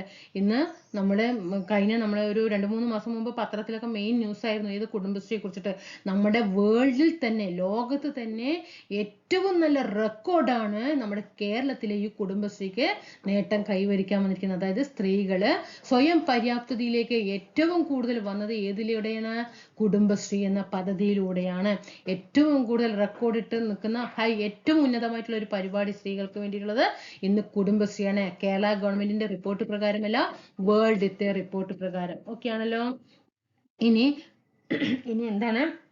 ADS, CDS ഒക്കെ ഉണ്ട്. അയൽക്കൂട്ടങ്ങളാണ് കുടുംബശ്രീ ത്രിതല സംവിധാനത്തിലെ അടിസ്ഥാന ഘടകം. ത്രിതല സംവിധാനത്തിലെ അടിസ്ഥാന ഘടകം ഏത് എന്ന് ചോദിച്ചാൽ ഏതാണ്? അയൽക്കൂട്ടമാണ്. പിന്നെ ADS ഉണ്ട്, എന്താണ്? CDS ഉണ്ട് അല്ലെ. ഈ ADS എന്ന് പറയുന്നത് ഈ അയൽക്കൂട്ടങ്ങൾ ഉണ്ടല്ലോ, ഈ അയൽക്കൂട്ടങ്ങളെ വാർഡ് തലത്തില് മേഖലാ വികസന സൊസൈറ്റി, അതായത് ഏരിയ ഡെവലപ്മെന്റ് സൊസൈറ്റി, ADSന്റെ ഫുൾ ഫോം ആണ് ഏരിയ ഡെവലപ്മെന്റ് സൊസൈറ്റി. അതായത് മേഖലാ വികസന സൊസൈറ്റി എന്ന് അറിയപ്പെടുന്നു. ഈ അയൽക്കൂട്ടങ്ങളെ വാർഡ് തലത്തിലാണ് ഏതറിയപ്പെടുന്നത്? ADS എന്ന് അറിയപ്പെടുന്നത്. ഇനി എന്തായിരിക്കും CDS? കമ്മ്യൂണിറ്റി ഡെവലപ്മെന്റ് അതാണ് കമ്മ്യൂണിറ്റി ഡെവലപ്മെന്റ് സൊസൈറ്റി. ഇത് area development society, CDS community development society. ഇനി കുടുംബശ്രീയുടെ ഏറ്റവും ഉയർന്നതും നഗരസഭയില് അല്ലെങ്കിൽ പഞ്ചായത്ത് തലത്തിൽ പ്രവർത്തിക്കുന്നതുമായിട്ടുള്ള സംവിധാനമാണ് കമ്മ്യൂണിറ്റി വികസന സൊസൈറ്റി, അതായത് കമ്മ്യൂണിറ്റി ഡെവലപ്മെന്റ് സൊസൈറ്റി, അതായത് CDS. അയൽക്കൂട്ടം പറയുമ്പോൾ ഏറ്റവും താഴ്ന്നതാണ്. അതിന്റെ മേഖല ഏരിയയിലാണ്. ഏതിലാണ്? ഏരിയ തലത്തിൽ, മേഖലാ തലത്തിൽ, വാർഡുകളിലാണ് ഏത്? ADS. പഞ്ചായത്ത് തലത്തിലാണ് ഏത്? CDS. പഠിച്ചല്ലോ. ഇനി എന്താണ് കുടുംബശ്രീയുടെ ആപ്തവാക്യം? കുടുംബശ്രീയുടെ ആപ്തവാക്യം സ്ത്രീകളിലൂടെ കുടുംബങ്ങളിലേക്ക്, കുടുംബങ്ങളിലൂടെ സമൂഹത്തിലേക്ക്. സ്ത്രീകളിലൂടെ കുടുംബങ്ങളിലേക്ക്. ഓക്കെ. ഇനി കുടുംബങ്ങളിലൂടെ സമൂഹത്തിലേക്ക്. ഇതാണ് കുടുംബശ്രീയുടെ ആപ്തവാക്യം. ഓക്കെ. ഇനി കുടുംബശ്രീയുടെ വെബ് പോർട്ടലാണ് സ്ത്രീ ശക്തി. വെബ് പോർട്ടലാണ് സ്ത്രീ ശക്തി. പഠിച്ചല്ലോ. അപ്പൊ ഇവിടെ എന്തൊക്കെ പഠിച്ചു? 1998 ഇത് വന്നത്, കുടുംബശ്രീ നിലവിൽ വന്നത്. മെയ് 17. ഇമ്പോർട്ടന്റ് ആണ് ഡേറ്റും മാസവും. പഠിച്ചു. ഇനി നബാർഡും കേന്ദ്ര ഗവൺമെന്റിന്റെയും സഹായത്തോടു കൂടിയിട്ടാണ് നമ്മുടെ കേരള ഗവൺമെന്റ് ഈ പദ്ധതി രൂപം കൊടുത്തത്. വാജ്പേയി ആണ് ഉദ്ഘാടനം ചെയ്തത് മലപ്പുറം ജില്ലയില്. ആ സമയത്ത് നമ്മുടെ കേരള മുഖ്യമന്ത്രി ഇ.കെ. നായനാറും തദ്ദേശ സ്വയംഭരണ വകുപ്പ് കൈകാര്യം ചെയ്തത് പാലോളി മുഹമ്മദ് കുട്ടിയായിരുന്നു. അന്ന് അധ്യക്ഷനും ആരായിരുന്നു? പാലോളി മുഹമ്മദ് കുട്ടി. 1999 ആയ സമയത്ത് അത് നഗരങ്ങളിലേക്ക് കൂടിയിട്ട് വ്യാപിച്ചു. പിന്നെ ഗവേണിംഗ് ബോഡി അധ്യക്ഷൻ എപ്പോഴും ആരായിരിക്കും? തദ്ദേശ സ്വയംഭരണ വകുപ്പ് മന്ത്രിയായിരിക്കും. എങ്കിലും ഇപ്പോൾ ഗവേണിംഗ് ബോഡി അധ്യക്ഷൻ ആരെയെന്ന് ചോദിച്ചുള്ളത് തദ്ദേശ സ്വയംഭരണ വകുപ്പ് കൈകാര്യം ചെയ്യുന്ന MP രാജേഷ് ആണ്. കുടുംബശ്രീയിലെ ത്രിതല സംവിധാനങ്ങളാണ് അയൽക്കൂട്ടം, ADS, CDS. അയൽക്കൂട്ടം താഴെത്തട്ടിൽ പ്രവർത്തിക്കുമ്പോൾ ADS വാർഡ് തലത്തിൽ പ്രവർത്തിക്കുന്നു, CDS പഞ്ചായത്ത് തലത്തിൽ പ്രവർത്തിക്കുന്നു. കുടുംബശ്രീയുടെ വെബ് പോർട്ടലാണ് സ്ത്രീ ശക്തി. സ്ത്രീകളുടെ കുടുംബങ്ങളിലേക്ക്, കുടുംബങ്ങളിലൂടെ സമൂഹത്തിലേക്ക് എന്നതാണ് ഇതിന്റെ ആപ്തവാക്യം. പിന്നെ കുടുംബശ്രീയുടെ പത്രമാണ് ഫ്രെയിം. കുടുംബശ്രീയുടെ പത്രം ഏതാണ്? ഫ്രെയിം. ഇനി നമുക്ക് പഠിക്കാനുള്ളത് കുടുംബശ്രീ കൊണ്ടുവന്നിട്ടുള്ള കുറേ പദ്ധതികളാണ്. കുടുംബശ്രീ കൊണ്ടുവന്നിട്ടുള്ള ഒരുപാട് പദ്ധതികൾ പഠിക്കാനുണ്ട്. നമുക്ക് ജസ്റ്റ് വേഗം ഒന്ന് നോക്കാം കേട്ടോ. ഇവിടെ ബഡ്സ് സ്കൂൾ ടൈപ്പ് ചെയ്യാൻ പറ്റുന്നതാണ് കേട്ടോ. ബഡ്സ് സ്കൂളുകളാണ്. എന്താണ്? 18 വയസ്സ് കേട്ടോ, ശ്രദ്ധിക്കണേ. 18 വയസ്സിൽ താഴെയുള്ള കുട്ടികൾക്ക് വേണ്ടിയിട്ട് കുടുംബശ്രീയും തദ്ദേശ സ്വയംഭരണ സ്ഥാപനങ്ങളും ചേർന്ന് നടത്തി വരുന്ന പ്രത്യേക സ്കൂളാണ് ബഡ്സ് സ്കൂൾ. ഇനി എന്താണ് യുവശ്രീ? തൊഴിൽ രഹിതരായ വാക്കുകളിൽ നിന്ന് തന്നെ ഉണ്ടാവും കേട്ടോ ഈ പദ്ധതിയുടെ ലക്ഷ്യം എന്താണെന്നുള്ളത്. തൊഴിൽ രഹിതരായിട്ടുള്ള യുവജനങ്ങൾക്കിടയിൽ സ്വയം തൊഴിൽ പ്രോത്സാഹിപ്പിക്കാനും പുതിയ സംരംഭങ്ങൾ ആരംഭിക്കാൻ വേണ്ടിയിട്ട് കുടുംബശ്രീയുടെ ഉദ്യമമാണ് ഏത്? യുവശ്രീ. ഇനി ഈ കുടുംബശ്രീയുടെ ആദ്യത്തെ ബഡ്സ് സ്കൂൾ എവിടെയെന്നറിയോ? 2004 വെങ്ങാനൂരാണ് കേട്ടോ. 2004 വെങ്ങാനൂർ, വിട്ടുപോയതാണ്. 2004 വെങ്ങാനൂരിലാണ് കുടുംബശ്രീയുടെ നേതൃത്വത്തിൽ ആദ്യത്തെ ബഡ്സ് സ്കൂള് സ്ഥാപിതമായത്. ഇനി എന്താണ് ആശ്രയ? എന്താണ്? സമൂഹത്തിലെ അഗതികളായിട്ടുള്ള കുടുംബങ്ങളെ കണ്ടെത്തുവാനും പുനരധിവസിപ്പിക്കാനുള്ള കുടുംബശ്രീയുടെ പദ്ധതിയാണ് ആശ്രയ. അതായത് ആരോരുമില്ലാത്തവർക്ക് എന്ത് ചെയ്യുക? ആശ്രയം കൊടുക്കുക അല്ലെ. ഇനി ബാലപഞ്ചായത്ത്. എന്താണ് ബാലപഞ്ചായത്ത്? ദരിദ്രരും അവഗണിക്കപ്പെട്ടവരുമായ കുട്ടികൾക്ക് അഭിപ്രായ സ്വാതന്ത്ര്യവും അതുപോലെ പ്രശ്നങ്ങളെ നേരിടാനുള്ള കഴിവ് എന്നിവ വർദ്ധിക്കാൻ വേണ്ടിയിട്ട് കുടുംബശ്രീ വഴി നടപ്പിലാക്കുന്ന പദ്ധതിയാണ് ബാലപഞ്ചായത്തുകൾ. അതായത് എന്തെങ്കിലും ഒരു കാര്യങ്ങൾ വിടുമ്പോൾ കുട്ടികൾ ബാക്കോട്ട് മാറി നിൽക്കാൻ പാടില്ല അല്ലെ. കുട്ടികൾ ബാക്കോട്ട് മാറി നിൽക്കാൻ പാടില്ല. കുട്ടികൾ എന്ത് ചെയ്യണം? മുൻപോട്ട് തന്നെ വരണം അല്ലെ. എന്നാലേ പ്രതികരിക്കാനൊക്കെ പറ്റുള്ളൂ അല്ലെ. ഇന്നൊക്കെ എത്രയോ സമൂഹങ്ങൾ മാറിപ്പോയിട്ടുണ്ട് അല്ലെ, പ്രതികരിക്കാനൊക്കെ തുടങ്ങിയിട്ടുണ്ട്. പക്ഷെ ചില എവിടെയൊക്കെ പ്രതികരണം ഓവറാകുന്നുണ്ടോ എന്നൊരു സംശയമുണ്ട് അല്ലെ, നമ്മളൊക്കെ കാണുന്നതാണ്. ഇനി അങ്ങനെ എന്താണ് അഭിപ്രായ സ്വാതന്ത്ര്യങ്ങളും ഒക്കെ, അവർക്ക് എവിടെയെങ്കിലും അഭിപ്രായം പറയാണ്ടെങ്കിൽ അതിനൊക്കെ എന്ത് ചെയ്യണം? സ്വാതന്ത്ര്യം കൊടുക്കണം. അതിന് വേണ്ടിയിട്ടാണ് ബാലപഞ്ചായത്ത് കൊണ്ടുവന്നിരിക്കുന്നത്. ഈ ബാലപഞ്ചായത്തിന് സഹായം നൽകുന്നത്, ഈ പദ്ധതിക്ക് സഹായം നൽകുന്നത് യൂണിസെഫ് ആണ് കേട്ടോ. അന്താരാഷ്ട്ര സംഘടനയായിട്ടുള്ള യൂണിസെഫ് ആണ് ഈ ബാലപഞ്ചായത്തിന് എന്ത് ചെയ്യുന്നത്? സഹായം നൽകുന്നത്. ഇനി എന്താണ് ആദ്യത്തെ ബാലപഞ്ചായത്ത് ഏതാണ്? നമ്മുടെ കേരളത്തിലെ ആദ്യത്തെ ബാലപഞ്ചായത്ത് ഇതൊക്കെ ചോദിക്കാറുണ്ട് അല്ലെ. നെടുമ്പാശ്ശേരിയാണ് കേട്ടോ. നമ്മുടെ കേരളത്തിലെ ആദ്യത്തെ ബാലപഞ്ചായത്ത് ഏത് എന്ന് ചോദിച്ചാൽ നെടുമ്പാശ്ശേരിയാണ്. നെടുമ്പാശ്ശേരി പ്രീവിയസ് ക്വസ്റ്റ്യൻ ആണ്. ഈ നെസ്റ്റ് കുടുംബശ്രീയിലും അയൽക്കൂട്ടങ്ങളിലും ഉള്ള സ്ത്രീകളുടെ വിവരങ്ങള് ജിയോ ടാഗ് വഴി ശേഖരിക്കുന്നതിനുള്ള പദ്ധതിയാണ് ഈ നെസ്റ്റ്. നമ്മുടെ കുടുംബശ്രീയിലെയും അതുപോലെ അയൽക്കൂട്ടങ്ങളിലൊക്കെ ഉള്ള സ്ത്രീകളുടെ വിവരങ്ങൾ എന്ത് ചെയ്യാണ്? ജിയോ ടാഗ് വഴി ശേഖരിക്കുന്ന പദ്ധതിയാണ് ഈ നെസ്റ്റ്.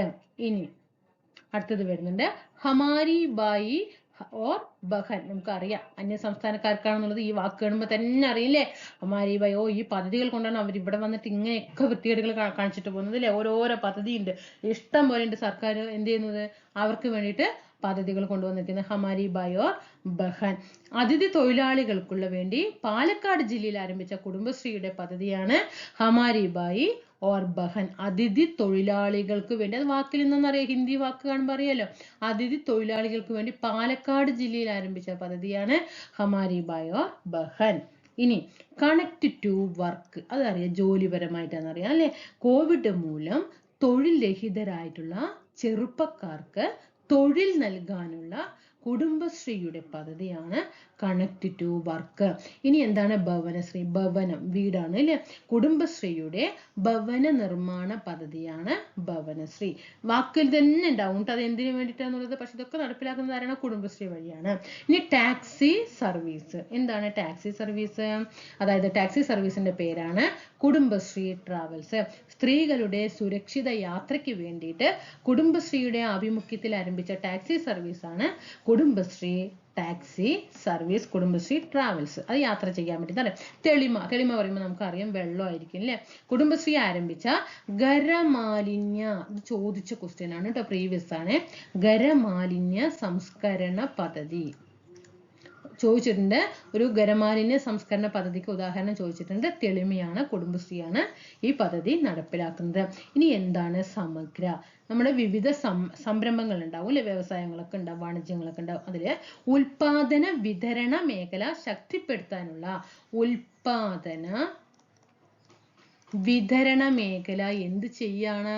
ശക്തിപ്പെടുത്താൻ വേണ്ടിയിട്ടാണ് സമഗ്ര എന്ന പദ്ധതി കൊണ്ടുവന്നിരിക്കുന്നത്. മനസ്സിലായല്ലോ? ബഡ്സ്. എന്താണ് ബഡ്സ്? പഠിച്ചത് പറഞ്ഞേ, ഒപ്പം വന്നേ. വെറുതെ കേട്ടുകൊണ്ടിരിക്കാൻ പോരാ, ഞാൻ പറയുന്ന സമയത്ത് നിങ്ങൾ തനിയെ പറഞ്ഞു നോക്കണം കേട്ടോ. ഓക്കെ, പോസ് ചെയ്യാം. ഓക്കെ, ഇനി അതായത് ആൻസറിലേക്ക് നോക്കരുത്. ബഡ്സ് സ്കൂളുകൾ കുടുംബശ്രീ കൊണ്ടുവന്നിട്ടുള്ള പദ്ധതിയാണ് അല്ലേ. എവിടെയാണ് ആദ്യം വന്നത് ബഡ്സ് സ്കൂളുകൾ? 2004 വെങ്ങാനൂരിലാണ്. എന്താണ് യുവശ്രീ? യുവ വാക്കിൽ നിന്ന് നേരത്തെ യുവജനങ്ങൾക്കിടയിൽ സ്വയം തൊഴിൽ പ്രോത്സാഹിപ്പിക്കുക. എന്താണ് ആശ്രയം കൊടുക്കലാണ് അല്ലേ. എന്താണ് ആശ്രയം? വാക്കിൽ തന്നെയുണ്ട്. അഗതികളായ കുടുംബങ്ങളെ കണ്ടെത്തിയിട്ട് അവരെ പുനരധിവസിപ്പിക്കാനുള്ള കുടുംബശ്രീയുടെ പദ്ധതിയാണ് ആശ്രയ. എന്താണ് ബാലപഞ്ചായത്ത്? കുട്ടികൾക്ക് അഭിപ്രായം സ്വാതന്ത്ര്യം പറയാനും അല്ലെ, അവർക്ക് അഭിപ്രായ സ്വാതന്ത്ര്യങ്ങളും പ്രശ്നങ്ങളെ നേരിടാനുള്ള കഴിവൊക്കെ പ്രാപ്തമാക്കാൻ വേണ്ടിയിട്ടാണ് കുടുംബശ്രീ വഴി നടപ്പിലാക്കുന്ന പദ്ധതിയാണ് ബാലപഞ്ചായത്ത്. നമ്മുടെ കേരളത്തിലെ ആദ്യത്തെ ബാലപഞ്ചായത്ത് ഏത് ചോദിച്ചാൽ നെടുമ്പാശ്ശേരിയാണ്. യൂണിസെഫ് ആണ് ഇതിനുള്ള സാമ്പത്തിക സഹായമൊക്കെ നൽകുന്നത്. ഈ നെസ്റ്റ് എന്താണ് ഈ നെസ്റ്റ് പറയൂ. ജിയോ ടാഗ് വഴി കുടുംബശ്രീയിലെയും അയൽക്കൂട്ടങ്ങളിലേക്കുള്ള അംഗങ്ങളുടെ സ്ത്രീകളിലേക്ക് വിവരശേഖരണം നടത്തുന്നത് അല്ലെ. ഹമാരി ഭായ് ഓർ ബഹൻ അതിഥി തൊഴിലാളികൾക്ക് വേണ്ടിയിട്ടുള്ള പദ്ധതിയാണ്. പാലക്കാട് ജില്ലയിൽ ആരംഭിച്ച പദ്ധതിയാണ്. എന്താണ് കണക്ട് ടു വർക്ക്? കോവിഡ് മൂലം തൊഴിൽ രഹിതരായിട്ടുള്ള ചെറുപ്പക്കാർക്ക് തൊഴിൽ നൽകാനുള്ള കുടുംബശ്രീയുടെ പദ്ധതിയാണ്. ഇനി എന്താണ് ഭവനശ്രീ? കുടുംബശ്രീയുടെ ഭവന നിർമ്മാണ പദ്ധതി. കുടുംബശ്രീയുടെ ടാക്സി സർവീസ് ആണ് കുടുംബശ്രീ ട്രാവൽസ്. സ്ത്രീകൾക്കും കുട്ടികൾക്കൊക്കെ എന്താണ് സേഫ് ആയിട്ട് യാത്ര ചെയ്യാൻ വേണ്ടിയിട്ട്. തെളിമ കുടുംബശ്രീയുടെ ഖരമാലിന്യ സംസ്കരണ പദ്ധതിയാണ് തെളിമ. എന്താണ് സമഗ്ര? ഉൽപാദന വിതരണ മേഖല ശക്തിപ്പെടുത്താൻ വേണ്ടിയിട്ടുള്ളതാണ് ഇത് സമഗ്ര. അപ്പൊ ഇത്രയും പദ്ധതികൾ എന്താണ് കുടുംബശ്രീയുടെ പദ്ധതികളാണ്. കഴിഞ്ഞിട്ടില്ല, വരുന്നേ ഉള്ളൂ. ഓക്കെ, ഇതില് ബഡ്സ് സ്കൂൾ ചോദിച്ചിട്ടുണ്ട്. 2004 വെങ്ങാനൂരില് ആദ്യത്തെ ബഡ്സ് സ്കൂൾ ചോദിച്ചിട്ടുണ്ട്. ബാലപഞ്ചായത്ത് ചോദിച്ചിട്ടുണ്ട്. ആദ്യത്തെ ബാലപഞ്ചായത്ത് നമ്മുടെ നെടുമ്പാശ്ശേരിയാണ് ചോദിച്ചിട്ടുണ്ട്. പിന്നെ ഇതില് കുടുംബശ്രീ ട്രാവൽസ് കുടുംബശ്രീയുടെ ടാക്സി സർവീസ് ചോദിച്ചിട്ടുണ്ട്. പിന്നെ തെളിമ ചോദിച്ചിട്ടുണ്ട്. ഖരമാലിന്യ സംസ്കരണ പദ്ധതി ചോദിച്ചിട്ടുണ്ട്. ഓക്കെ, ഇനി തീർത്ഥം പറയുമ്പോൾ അറിയാലോ, നമ്മൾ വെള്ളമല്ലേ അമ്പലത്തിൽ നിന്ന് തീർത്ഥം വാങ്ങിക്കാറുണ്ട് അല്ലേ. എന്താണ്? 1 രൂപയ്ക്ക് 1 ലിറ്റർ വെള്ളം. 1 രൂപയ്ക്ക് 1 രൂപ കൊടുത്ത് എത്ര കിട്ടും? 1 ലിറ്റർ വെള്ളം ലഭ്യമാക്കുന്ന കുടുംബശ്രീയുടെ പദ്ധതിയാണ് ഇത് തീർത്ഥം. ഇനി ലോഡ്ജ് പറയുമ്പോൾ അറിയാം, നമ്മൾ വിവിധ ആവശ്യങ്ങളിലേക്കൊക്കെ നമുക്ക് എന്ത് ചെയ്യേണ്ടി വരും? നഗരങ്ങളിലേക്കൊക്കെ യാത്ര ചെയ്യേണ്ടി വരും, ടൗണുകളിലേക്കൊക്കെ പോകും. അങ്ങനെ വിദ്യാർത്ഥികൾക്കും സ്ത്രീകൾക്കൊക്കെ മിതമായ നിരക്കിൽ സുരക്ഷിതമായിട്ടുള്ള താമസ സൗകര്യം ഏർപ്പാടാക്കാൻ വേണ്ടിയിട്ടുള്ള കുടുംബശ്രീയുടെ പദ്ധതിയാണ്. അതുപോലെ താമസ സൗകര്യം കിട്ടും, അതുപോലെ നല്ല ആഹാരം കിട്ടും. അങ്ങനെയൊക്കെയാണ് ഇത് ലോഡ്ജ്. ഇനി എന്താണ് സ്നേഹം കൊണ്ട് വീർപ്പുമുട്ടിക്കണം അല്ലെ. ദുരിതം അനുഭവിക്കുന്ന സ്ത്രീകൾക്കും കുട്ടികൾക്കും നിയമസഹായം, കൗൺസിലിംഗ് ക്ലാസ്, പിന്നെ ബോധവൽക്കരണ പരിപാടികള്, ആരോഗ്യ സംരക്ഷണ നിർദ്ദേശങ്ങൾ എന്നിവ 24 മണിക്കൂറും ലഭ്യമാക്കുന്ന പദ്ധതിയാണ് സ്നേഹിത. സ്ത്രീകൾക്കും കുട്ടികൾക്കൊക്കെ എന്താണ്? നിയമസഹായവും കൗൺസിലിങ്ങും ബോധവൽക്കരണ പരിപാടികളും ആരോഗ്യ സംരക്ഷണ നിർദ്ദേശങ്ങളൊക്കെ 24 മണിക്കൂർ നൽകുന്ന പദ്ധതിയാണ് ഇത് സ്നേഹിത. ഇനി എന്താണ് സാന്ത്വനം? പ്രമേഹം, രക്തസമ്മർദ്ദം, ബിപിയും അതുപോലെ ഷുഗറും, പ്രമേഹം, രക്തസമ്മർദ്ദം തുടങ്ങിയ രോഗങ്ങള് സ്വന്തം വീടുകളില് സമയാസമയം പരിശോധിക്കാനുള്ള സാഹചര്യം ഒരുക്കുന്ന കുടുംബശ്രീയുടെ പദ്ധതിയാണ്. കുടുംബശ്രീക്കാർക്ക് അവർ ചെയ്യുന്ന പദ്ധതിയാണ് സാന്ത്വനം. ഇതുവഴി നമുക്ക് നമ്മുടെ വീട്ടിൽ നിന്ന് നമ്മൾ എന്ത് ചെയ്യാം, BP ഷുഗറൊക്കെ നമുക്ക് തന്നെ ചെക്ക് ചെയ്യാം. ഇനി എന്താണ് പിങ്ക് ലാഡർ? നമ്മുടെ കോഴിക്കോട് ജില്ലയിലാണ് ഇത് കൊണ്ടുവന്നത്. എവിടെയാണ്? കോഴിക്കോട്. പിങ്ക് ലാഡർ പദ്ധതി കുടുംബശ്രീയുടെ നേതൃത്വത്തിൽ കോഴിക്കോട് ജില്ലയിലെ നിർമ്മാണ മേഖലയിൽ ആരംഭിച്ച സംരംഭമാണ് പിങ്ക് ലാഡർ. നിർമ്മാണ മേഖല, കൺസ്ട്രക്ഷൻ ഫീൽഡിലാണ് കേട്ടോ. നിർമ്മാണ മേഖലയിൽ കോഴിക്കോട് ആരംഭിച്ച പദ്ധതിയാണ് പിങ്ക് ലാഡർ. ഇനി എന്താണ് പിങ്ക് അലേർട്ട്? പിങ്ക് അലേർട്ടും കോഴിക്കോട് തന്നെയാണ് വന്നത്. പിങ്ക് ലാഡറും പിങ്ക് അലേർട്ടും കോഴിക്കോടാണ്. കുടുംബശ്രീയുടെ നേതൃത്വത്തിൽ ആരംഭിച്ച ആദ്യത്തെ വനിതാ ദുരന്ത നിവാരണ സംഘം. നല്ല പരിപാടിയാണല്ലേ ഇത്. വനിതാ ദുരന്ത നിവാരണ സംഘം. ഓക്കെ, വനിതാ ദുരന്ത നിവാരണ സംഘം കോഴിക്കോടാണ്. Pink alert. ഇനി ഗ്രാമശ്രീ. കുടുംബശ്രീയുടെ നേതൃത്വത്തിൽ വിപണിയിലെത്തുന്ന ഒരു അരിയാണ് ഗ്രാമശ്രീ. ഗ്രാമശ്രീ എന്താണ്? ഇത് ചോദിച്ചിട്ടുണ്ട് കേട്ടോ, ഈ ക്വസ്റ്റ്യൻ ചോദിച്ചിട്ടുണ്ട്. കുടുംബശ്രീ വഴി എത്തുന്ന അരിയാണ് ഏത്? ഗ്രാമശ്രീ. ഇനി ജോറ് മലയാളം. നല്ല മലയാളം ഭാഷ സംസാരിക്കുക അല്ലെ. കേരളത്തിലെ ആദിവാസി ഊരുകളിൽ അക്ഷരം പഠിപ്പിക്കാനുള്ള കുടുംബശ്രീയുടെ പദ്ധതിയാണ് ജോറ് മലയാളം. ഇനി അഗ്രി ന്യൂട്രി ഗാർഡൻ അല്ലെ. അഗ്രി കൃഷി ആയിരിക്കും അല്ലെ, പച്ചക്കറി ആയിരിക്കും. നമ്മുടെ സംസ്ഥാനത്ത് വിഷമുക്തവും പോഷക സമൃദ്ധവുമായിട്ടുള്ള പച്ചക്കറിയുടെയും പഴവർഗ്ഗങ്ങളുടെയും ഉപയോഗങ്ങൾ വർദ്ധിപ്പിക്കാൻ വേണ്ടിയിട്ട് കുടുംബശ്രീ മിഷൻ ആരംഭിച്ച പദ്ധതിയാണ് അഗ്രി ന്യൂട്രി ഗാർഡൻ. പഠിച്ചല്ലോ. ഇനി സ്ത്രീപക്ഷ നവകേരളം എപ്പോഴാണ് ആരംഭിച്ചത്? വർഷം ആലോചിക്കാനായിട്ട് വരാൻ നല്ല സാധ്യതയുള്ള ക്വസ്റ്റ്യൻ ആണ്.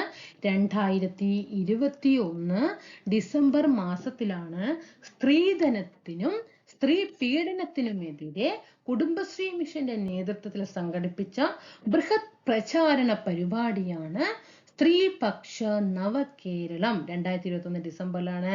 ആരാണ് brand ambassador? Nimisha Sajayan. Actress ആരാണ്? നിമിഷ സജയനാണ് സ്ത്രീപക്ഷ നവകേരളത്തിന്റെ ബ്രാൻഡ് അംബാസിഡർ. എന്താണ് സഹായഹസ്തം? കുടുംബശ്രീ പ്രവർത്തകർക്കായിട്ട് കേരള സർക്കാർ ആരംഭിച്ച വായ്പാ പദ്ധതിയാണ് സഹായഹസ്തം. ഇതുവരെ കുടുംബശ്രീയാണ് ഓരോരോ പദ്ധതി ഓരോ മേഖലയിൽ നടപ്പിലാക്കിയത്. അവർക്കും വേണ്ട സഹായം. ഓക്കെ, കുടുംബശ്രീക്കാർക്കും വേണ്ട സഹായം. അപ്പൊ കേരള ഗവൺമെന്റ് കൊണ്ടുവന്നിട്ടുള്ള പരിപാടിയാണ്, വായ്പയാണ്, പദ്ധതിയാണ് സഹായഹസ്തം. ഇനി എന്താണ് എറൈസ്? എറൈസിന്റെ ഫുൾ ഫോം എന്താ? എന്താണ് അക്വയറിംഗ്. എന്താണ് acquiring resilience and identity through sustainable employment. സ്വയം തൊഴിൽ പരിശീലനം നൽകുന്നതിനായിട്ട് കുടുംബശ്രീയുടെ നേതൃത്വത്തിൽ ആരംഭിച്ച പദ്ധതിയാണ് എറൈസ്. സ്വയം തൊഴിൽ പരിശീലനം. ഓക്കെ, സ്വയം തൊഴിൽ പരിശീലനത്തിന് വേണ്ടിയിട്ടാണ് ഏത് പദ്ധതി? എറൈസ് എന്ന പദ്ധതി കൊണ്ടുവന്നിരിക്കുന്നത്. ഇനി എന്താണ് സമ? എന്തായിരിക്കും? കുടുംബശ്രീയിലെ വനിതകൾക്ക് തുടർ വിദ്യാഭ്യാസം നൽകുന്നതിനായിട്ട് കുടുംബശ്രീയും സാക്ഷരതാ മിഷനും തദ്ദേശ സ്വയംഭരണ സ്ഥാപനങ്ങൾ എന്നിവയുടെ സഹകരണത്തോടെ ആരംഭിച്ച സാക്ഷരതാ പദ്ധതിയാണ്. ഇത് സമ എന്ന് പറയുന്നത് എന്താണ്? ഒരു സാക്ഷരതാ പദ്ധതിയാണെന്നുള്ളത് മനസ്സിലാക്കി വെക്കുക. ഓക്കെ അല്ലോ, സാക്ഷരതാ പദ്ധതി. അടുത്തത് സേവിക. നമ്മുടെ കൊല്ലം ജില്ലയില് ആരംഭിച്ച മൊബൈൽ മാർക്കറ്റ് യൂണിറ്റ് ആണ്. കൊല്ലം ജില്ലയിൽ ആരംഭിച്ച മൊബൈൽ മാർക്കറ്റ് യൂണിറ്റ് ആണ് സേവിക. അതായത് കുടുംബശ്രീയുടെ നേതൃത്വത്തില് മലയോര പ്രദേശങ്ങൾ ഉണ്ടാവും അല്ലെ. ആ ഭാഗത്ത് ഷോറൂമുകളൊന്നും ഉണ്ടാവില്ല. ആ ഭാഗത്ത് വിഭവങ്ങളും നല്ല കരകൗശല വസ്തുക്കളുടെയൊക്കെ ലഭ്യത ഉറപ്പാക്കാൻ വേണ്ടിയിട്ടാണ് കൊല്ലം ജില്ലയിൽ ആരംഭിച്ച മൊബൈൽ മാർക്കറ്റിംഗ് യൂണിറ്റ് ആണ് സേവിക. ഇനി ജീവൻധാര. 2020 നവംബർ മാസത്തിൽ ശുദ്ധീകരിച്ച് കുടിവെള്ളം വീടുകളിൽ എത്തിക്കുന്നതിന് പാലക്കാട് ജില്ലയിലെ കുടുംബശ്രീ ജില്ലാ മിഷനും ജല അതോറിറ്റിയും ചേർന്ന് ആരംഭിച്ച പദ്ധതിയാണ് ജീവൻ ധാര. 2020 നവംബറിൽ പാലക്കാട് ജില്ലയിൽ ആരംഭിച്ച പദ്ധതിയാണ് ജീവൻ ധാര. ഇനി എന്താണ് ധീരം പദ്ധതി? നമ്മുടെ സംസ്ഥാന സർക്കാരിന്റെ 100 ദിന പരിപാടി ഉണ്ട് അല്ലേ? 100 ദിവസം 100 ദിന പരിപാടി. ഓക്കെ, സംസ്ഥാന സർക്കാരിന്റെ 100 ദിന പരിപാടിയുടെ ഭാഗമായിട്ട് സ്ത്രീകളുടെ സ്വയം രക്ഷയ്ക്കും അതുപോലെ ആത്മവിശ്വാസം വർദ്ധിപ്പിക്കാനും വേണ്ടിയിട്ട് ആരംഭിച്ച പദ്ധതിയാണ് ധീരം. ധീരവനിത എന്നൊക്കെ പറയില്ല. അപ്പൊ നമ്മൾ ധീരമായിട്ട് ഇരിക്കാൻ വേണ്ടിയിട്ടാണ് കേട്ടോ. കുടുംബശ്രീയുടെയും കേരള സ്പോർട്സ് ഫൗണ്ടേഷനും സംയുക്തമായി നടപ്പിലാക്കുന്ന കരാട്ടെ പരിശീലന പദ്ധതിയാണ്. ഓക്കെ, അതായത് നമ്മുടെ സംസ്ഥാന സർക്കാരിന്റെ, നിങ്ങൾ ഇത് മനസ്സിലാക്കി വെച്ചാൽ മതി, നമ്മുടെ സംസ്ഥാന സർക്കാരിന്റെ 100 ദിന പരിപാടി കർമ്മ പരിപാടികളിൽ ഒന്നാണ് ധീരം. എന്താണ്? കരാട്ടെ പരിശീലന പദ്ധതി. കരാട്ടെ പരിശീലന പദ്ധതി. ഇനി ശ്രീ ഇ-പേ. എന്താണ് ശ്രീ ഇ-പേ? അയൽക്കൂട്ടങ്ങളുടെ ബാങ്ക് ഇടപാടുകൾ ഡിജിറ്റൽ ആയിട്ട് നടത്താനാണ്. ബാങ്ക് ഇടപാടുകൾ എങ്ങനെയാണ് ഡിജിറ്റൽ നടത്തുക എന്ന ലക്ഷ്യത്തോടെ തൃശൂർ ജില്ലയിലെ കുടുംബശ്രീ ജില്ലാ മിഷന്റെയും അതുപോലെ ലീഡ് ബാങ്കിന്റെയും ആഭിമുഖ്യത്തിൽ ആരംഭിച്ച ക്യാമ്പയിനാണ് ഇത് ശ്രീ ഇ-പേ. ഇനി അതിജീവനം കേരളീയം. മുഖ്യമന്ത്രിയുടെ ലീപ്പിന്റെ ഭാഗമായിട്ട്, അതാണ് ലീപ്പ് മിഷനിലെ ലോക്കൽ എംപ്ലോയ്മെന്റ് അഷുറൻസ് പ്രോഗ്രാം, അതിന്റെ ഭാഗമായിട്ട് കുടുംബശ്രീയിലൂടെ യുവജനങ്ങൾക്ക് തൊഴിൽ ലഭ്യമാക്കുന്ന പദ്ധതിയാണ് അതിജീവനം കേരളീയം. ഇനി എന്താണ് ഹോം ഷോപ്പ്? നമ്മുടെ സംസ്ഥാനത്ത് കുടുംബശ്രീ ഗ്രൂപ്പുകളൊക്കെ നിർമ്മിക്കുന്ന വിവിധ ഉൽപ്പന്നങ്ങളെ വീട്ടിലെത്തിക്കുന്ന പദ്ധതിയാണ് ഹോം ഷോപ്പ്. അതൊക്കെ വാക്കിൽ തന്നെ ഉണ്ട് കേട്ടോ. ഇനി സ്നേഹിത അറ്റ് സ്കൂൾ. നമ്മുടെ കേരളത്തില് തെരഞ്ഞെടുക്കപ്പെട്ടിട്ടുള്ള 104 സ്കൂളുകളിലെ, എത്രയാണ് നമ്മുടെ കേരളത്തിൽ തെരഞ്ഞെടുക്കപ്പെട്ട 104 സ്കൂളുകളിലെ വിദ്യാർത്ഥികൾക്ക് കൗൺസിലിംഗ് നൽകുന്നതിനായിട്ടുള്ള പദ്ധതിയാണ് സ്നേഹിത അറ്റ് സ്കൂൾ. ഇനി മീനയുടെ ലോകം. ഇതെന്താണ്? ഒരു റേഡിയോ പ്രോഗ്രാമാണ്. പ്രീവിയസ് ക്വസ്റ്റ്യൻ ആണ് കേട്ടോ. റേഡിയോ പ്രോഗ്രാമാണ് ഇത്. മീനയുടെ ലോകം. മീനയുടെ ലോകം എന്താണ്? യൂണിസെഫിന്റെ സഹായത്തോടു കൂടിയിട്ടാണ്. അതാണ് യൂണിസെഫിന്റെ സഹായത്തോട് കൂടിയിട്ട് കുടുംബശ്രീ ആരംഭിച്ച റേഡിയോ പ്രോഗ്രാമാണ് മീനയുടെ ലോകം. ഇനി കഫേശ്രീ. കഫേശ്രീ എന്താണ്? കുടുംബശ്രീയുടെ ഹോട്ടലാണ് കേട്ടോ. കുടുംബശ്രീയുടെ ഒരു ഹോട്ടലാണ് കഫേശ്രീ. ഇനി ഫുഡ് ഓൺ വീൽ. ബാക്കി തന്നെ എടുക്കണം കേട്ടോ. അതൊക്കെ നടപ്പാക്കുന്ന കുടുംബശ്രീയിൽ നിന്ന് മാത്രമേ പഠിക്കാനുള്ളൂ. ഇനി ഫുഡ് ഓൺ വീൽ, ഭക്ഷണമാണ് അല്ലെ? എന്താണ്? കുടുംബശ്രീയുടെ സഞ്ചരിക്കുന്ന റെസ്റ്റോറന്റ്. കുടുംബശ്രീയുടെ സഞ്ചരിക്കുന്ന റെസ്റ്റോറന്റ് ആണ് ഇത് ഫുഡ് ഓൺ വീൽ. ഇനി ഞങ്ങൾ പറയാം. എന്താണ് ഇനി ഞങ്ങൾ പറയാം? മികച്ച കുടുംബശ്രീയെ തിരഞ്ഞെടുക്കാൻ ദൂരദർശൻ നടത്തിയ റിയാലിറ്റി ഷോയാണ് ഇനി ഞങ്ങൾ പറയാം. ഇതാണ് മികച്ച കുടുംബശ്രീയിലെ നമ്മുടെ കേരള സംസ്ഥാനം എടുക്കുമ്പോൾ അതിൽ ഏതാണ് മികച്ച കുടുംബശ്രീ എന്ന് തിരഞ്ഞെടുക്കാൻ വേണ്ടിയിട്ട് ദൂരദർശൻ നടത്തിയിട്ടുള്ള റിയാലിറ്റി ഷോ ആണ് ഇത് ഇനി ഞങ്ങൾ പറയാം. അതിൽ തന്നെ ഞാൻ എഴുതാൻ വിട്ടുപോയിട്ടുണ്ട് നിർഭയ പദ്ധതി. എന്താണ് നിർഭയ പദ്ധതി? സ്ത്രീകൾക്കും കുട്ടികൾക്കും എതിരെയുള്ള ലൈംഗിക അതിക്രമങ്ങൾ തടയാൻ വേണ്ടിയിട്ട് 2014 സ്ത്രീകൾക്കും കുട്ടികൾക്കെതിരെയുള്ള ലൈംഗിക അതിക്രമങ്ങൾ തടയാൻ വേണ്ടിയിട്ട് നിർഭയ പദ്ധതി 2014 കൊണ്ടുവന്നിട്ടുണ്ട്. പിന്നെ അതുപോലെ മംഗല്യ പറയുമ്പോൾ കല്യാണമാണ് അല്ലെ? പാവപ്പെട്ടവരായ വിധവകൾക്ക് നിയമപരമായിട്ട് വിവാഹമോചനം നേടിയവർക്കൊക്കെ പുനർവിവാഹത്തിന് വേണ്ടിയിട്ടാണ് മംഗല്യ എന്ന പദ്ധതി കൊണ്ടുവന്നിരിക്കുന്നത്. അതുപോലെ എന്റെ കൂട് നഗരങ്ങളിലെത്തുന്ന സ്ത്രീകൾക്കും അതുപോലെ 12 വയസ്സ് വരെയുള്ള കുട്ടികൾക്കും സുരക്ഷിതമായിട്ട് താമസ സൗകര്യം ഒരുക്കാൻ വേണ്ടിയിട്ട് കേരള സാമൂഹ്യ നീതി വകുപ്പ് ആരംഭിച്ച പദ്ധതി. ഇത് കുടുംബശ്രീയുടെ അല്ല, വേറെ സ്ത്രീകൾക്കും കുട്ടികൾക്കും വേണ്ടിയിട്ടുള്ള കുറച്ച് പരിപാടികളാണ്. നിർഭയ, മംഗല്യ, എന്റെ കൂട്. അത് 12 വയസ്സ് വരെയുള്ള കുട്ടികൾക്കും അതുപോലെ നഗരങ്ങളിലൊക്കെ സ്ത്രീകളൊക്കെ എത്തിപ്പെടുമ്പോൾ അവർക്ക് സുരക്ഷിതമായിട്ടുള്ള താമസ സൗകര്യം ഉറപ്പാക്കാൻ വേണ്ടിയിട്ടാണ് എന്റെ കൂട്. പിന്നെ അതുപോലെ തൂവൽ സ്പർശം. എന്താണ് തൂവൽ സ്പർശം? സ്ത്രീകൾക്കും കുട്ടികൾക്കും എതിരെയുള്ള അതിക്രമങ്ങൾ തടയാൻ വേണം, അതുപോലെ അതിനിരയായിട്ടുള്ളവരുണ്ടാവും അല്ലെ, അവരെയൊക്കെ എന്ത് ചെയ്യുക? സംരക്ഷിക്കാൻ വേണ്ടിയിട്ടാണ് തൂവൽ സ്പർശം. അതുപോലെ ഭൂമിക എന്താണ്? അക്രമങ്ങൾക്ക് ഇരയാകുന്ന സ്ത്രീകൾക്ക് ശാരീരികവും മാനസികവും നിയമപരമായിട്ടുള്ള പരിരക്ഷ നൽകുന്ന പദ്ധതിയാണ് ഭൂമിക എന്ന പദ്ധതി. അതുപോലെ പ്രത്യാശ അല്ലേ, പ്രത്യാശ. വീണ്ടും ഒരു അത് കൊടുക്കണം അല്ലേ. സാമ്പത്തിക ബുദ്ധിമുട്ടുള്ള മാതാപിതാക്കളുടെ പെൺമക്കളുടെ വിവാഹത്തിന് ധനസഹായം നൽകുക. അപ്പൊ അച്ഛനും അമ്മയൊക്കെ പാവപ്പെട്ടവരാകുമ്പോൾ അവർക്കൊരു പെൺകുട്ടികളുണ്ടെങ്കിൽ അവർക്ക് വിവാഹത്തിനുള്ള എന്ത് ചെയ്യണം, ധനസഹായം നൽകുന്ന പരിപാടിയാണ് പ്രത്യാശ. ഇനി അതുപോലെ കരുത്ത്. എന്താണ്, പെൺകുട്ടികളുടെ ആയോധന കലകളിൽ, കരാട്ടെ എന്നൊക്കെ ഉണ്ടാവുമല്ലോ, അതുപോലെ ആയോധന കലകളിൽ പരിശീലനം നൽകുന്നതായിട്ട് വിദ്യാഭ്യാസ വകുപ്പ് ആരംഭിച്ച പദ്ധതിയാണ് കരുത്ത്. ഇനി എന്താണ് മാതൃയാനം? എന്താണ് മാതൃയാനം? പ്രസവാനന്തരം അമ്മയ്ക്കും കുഞ്ഞിനും സൗജന്യമായിട്ട് വീട്ടിലേക്ക് യാത്ര ചെയ്യാൻ വേണ്ടിയിട്ട്, ഇപ്പൊ പ്രസവമൊക്കെ കഴിഞ്ഞ് ഹോസ്പിറ്റലിൽ കിടക്കുമ്പോൾ വീട്ടിലേക്ക് പോകുമ്പോൾ എന്താ, സൗജന്യമായിട്ട് പോകുന്ന പദ്ധതിയാണ് മാതൃയാനം. ഇനി എന്താണ് ബാലനിധി? ബാലനിധി നമ്മുടെ സമൂഹത്തിന് ശ്രദ്ധയും പരിചരണവും ആവശ്യമുള്ള കുട്ടികളുടെ സംരക്ഷണത്തിനായിട്ട് സംസ്ഥാന സർക്കാർ ആരംഭിച്ച പദ്ധതിയാണ് ബാലനിധി. ബ്രാൻഡ് അംബാസിഡർ ആരാണ്? KS ചിത്ര. ബാലനിധിയുടെ ബ്രാൻഡ് അംബാസിഡർ KS ചിത്ര. ഓക്കെ. അതുപോലെ അതിജീവിക. സമൂഹത്തിൽ ദുരിതം അനുഭവിക്കുന്ന കുടുംബങ്ങൾക്ക് അടിയന്തര ഘട്ടത്തിൽ ധനസഹായം നൽകുന്നതിന് കേരള വനിതാ ശിശു വികസന വകുപ്പ് ആരംഭിച്ച പദ്ധതിയാണ് ഏത്? അതിജീവിക. ഓക്കെ ആണല്ലോ, അതിജീവിക. പിന്നെ മാലാഖ, കുട്ടികൾക്കെതിരെയുള്ള ലൈംഗിക അതിക്രമങ്ങൾ തടയുന്നതിനുള്ള കേരള പോലീസിന്റെ പദ്ധതിയാണ് മാലാഖ. പിന്നെ പൊതു ഇടം എന്റേതും. പൊതു ഇടം എന്റേതും അതായത് ഇപ്പൊ എങ്ങനെയാ പറയാ, നമ്മുടെ കേരളത്തില് ഒരു തെരഞ്ഞെടുത്തിട്ടുള്ള ഒരു 100 പട്ടണ വീഥികളുണ്ട്. അതില് രാത്രി 11 മണിക്ക് രാത്രി 11 മണി വരെ, പിന്നെ 11 മണി തുടങ്ങിയിട്ട് പുലർച്ചെ 2 മണി വരെ സ്ത്രീകൾക്ക് എന്താണ് അവിടെ നിരത്തുകളിലൂടെ നടക്കാം. ഓക്കെ, അതിന് വേണ്ടിയിട്ടുള്ള കൊണ്ടുവന്ന പദ്ധതിയാണ് പൊതു ഇടം എന്റേതും.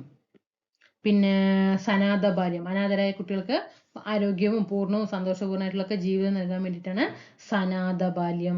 പിന്നെ കരുതൽ, വിഷമ സാഹചര്യങ്ങളിൽ കഴിയുന്ന കുട്ടികളെയൊക്കെ കണ്ടെത്താൻ വേണ്ടിയിട്ടും കരുതൽ പദ്ധതിയാണ്. പിന്നെ അങ്ങനെ എന്താണ് കുറേ പരിപാടികൾ കൊണ്ടുവന്നിട്ടുണ്ട് കേട്ടോ. അപ്പൊ നമുക്ക് ഇമ്പോർട്ടൻ്റ് ആയിട്ടുള്ളതൊക്കെ നമ്മൾ ഏകദേശം പഠിച്ചു പോയിട്ടുണ്ട്. പിന്നെ നിഴല്, രാത്രി കാലങ്ങളിൽ വഴിയിലൊക്കെ ഒറ്റപ്പെട്ടു പോകുന്ന സമയത്ത് സ്ത്രീകൾക്കും അതുപോലെ മുതിർന്ന പൗരന്മാർക്കൊക്കെ വേണ്ടിയിട്ട് കേരള പോലീസ് ആരംഭിച്ച പദ്ധതിയാണ് ഇത് നിഴല്. അത്രയൊക്കെ തന്നെ. ഓക്കെ. ഇനി എന്താ ചെയ്യാം, ഈ സാമൂഹ്യക്ഷേമ കുറേ പദ്ധതികളുണ്ട് അല്ലേ. അപ്പൊ നമുക്ക് ഈ ക്ഷേമ പദ്ധതികളിൽ ഇതുവരെ ചോദിച്ചിട്ടുള്ള എല്ലാ ക്ഷേമ പദ്ധതികളും കൂടി ചേർത്തിട്ട് നമുക്ക് എന്ത് ചെയ്യാം, ഒരൊറ്റ ക്ലാസ് തരാം കേട്ടോ. നമ്മുടെ കേരളത്തിലെ സാമൂഹ്യക്ഷേമ പദ്ധതികൾ എന്ന് പറഞ്ഞിട്ട് ഒരൊറ്റ ക്ലാസ്. എന്തായാലും ഇന്നും ക്വസ്റ്റ്യൻസ് സാധാരണ വരാറുണ്ട്. നമ്മൾ കേട്ടില്ലേ, ബാലമുകുളം, താലോലം, സീതാലയം, അഭയകിരണം, പിന്നെ അമ്മത്തൊട്ടില്, ഓപ്പറേഷൻ പി ഹണ്ട്, അങ്ങനെയുള്ളതൊക്കെ, കൈത്താങ്ങ്, അങ്ങനെ കുറേ പരിപാടി ഉണ്ട്. അത് നമുക്ക് ക്രോഡീകരിച്ചിട്ട് വ്യക്തമാക്കിയിട്ട് ഓരോരോ പദ്ധതികൾ എന്താണെന്ന് പറഞ്ഞിട്ട് നമുക്ക് തരാം കേട്ടോ. താലോലമൊക്കെ കേട്ടിട്ടില്ലേ, ആർദ്രം ഒക്കെ നമുക്ക് വരാറുണ്ട് അല്ലേ, ശ്രുതി തരംഗം, അങ്ങനെയൊക്കെ ഉള്ളത് നമുക്ക് എന്ത് ചെയ്യാം, തരാം കേട്ടോ, ക്ലാസ് തരാം. മിഠായി, ഹൃദ്യം, ചിരി, അങ്ങനെ ഉണ്ട്, ഇഷ്ടംപോലെ പരിപാടികൾ പദ്ധതികളുണ്ട്. നമുക്കത് ഒരൊറ്റ ക്ലാസ്സിലേക്ക് നമ്മുടെ കേരളത്തിലെ എല്ലാ സാമൂഹ്യ ക്ഷേമ പദ്ധതികളും ചേർത്തിട്ട് ഒരു ക്ലാസ് തരാം. നമ്മൾ നേരത്തെ കണ്ടില്ലേ, juvenile justice board, juvenile justice board, അതുപോലെ ചൈൽഡ് വെൽഫെയർ കമ്മിറ്റി, ഇതൊക്കെ എന്താണ്, കുട്ടികൾക്കൊക്കെ വേണ്ടിയിട്ട് വന്നിട്ടുള്ള പദ്ധതികളാണ്. ജുവൈനൽ ജസ്റ്റിസ് ബോർഡ് 2015 അതായത് ബാലനീതി നിയമം 2015 പ്രകാരം അതായത് ആ നിയമവുമായിട്ട് പൊരുത്തപ്പെടാൻ സാധിക്കാത്ത കുട്ടികളുടെ കാര്യത്തിൽ തീരുമാനം കൊള്ളാനുള്ള പദ്ധതിയാണ് ഇത് ജുവൈനൽ ജസ്റ്റിസ് ബോർഡ്. അതായത് 2015 ബാലനീതി നിയമമുണ്ട്. അതാണ് 2015 ബാലനീതി നിയമവുമായിട്ട് പൊരുത്തപ്പെടാൻ സാധിക്കാത്ത കുട്ടികൾക്ക് വേണ്ടി കൊണ്ടുവന്നതാണ് ജുവൈനൽ ജസ്റ്റിസ് ബോർഡ്. ഓക്കെ, അതായത് 2015 4-1 വകുപ്പ് ഏതാണ്, 4-1 പ്രകാരമാണ് ജുവൈനൽ ജസ്റ്റിസ് രൂപം കൊണ്ടിരിക്കുന്നത്. ഇത് രൂപീകരിക്കാനുള്ള ചുമതല ആർക്കാണ്? നമ്മുടെ സംസ്ഥാന സർക്കാരിനാണ് കേട്ടോ.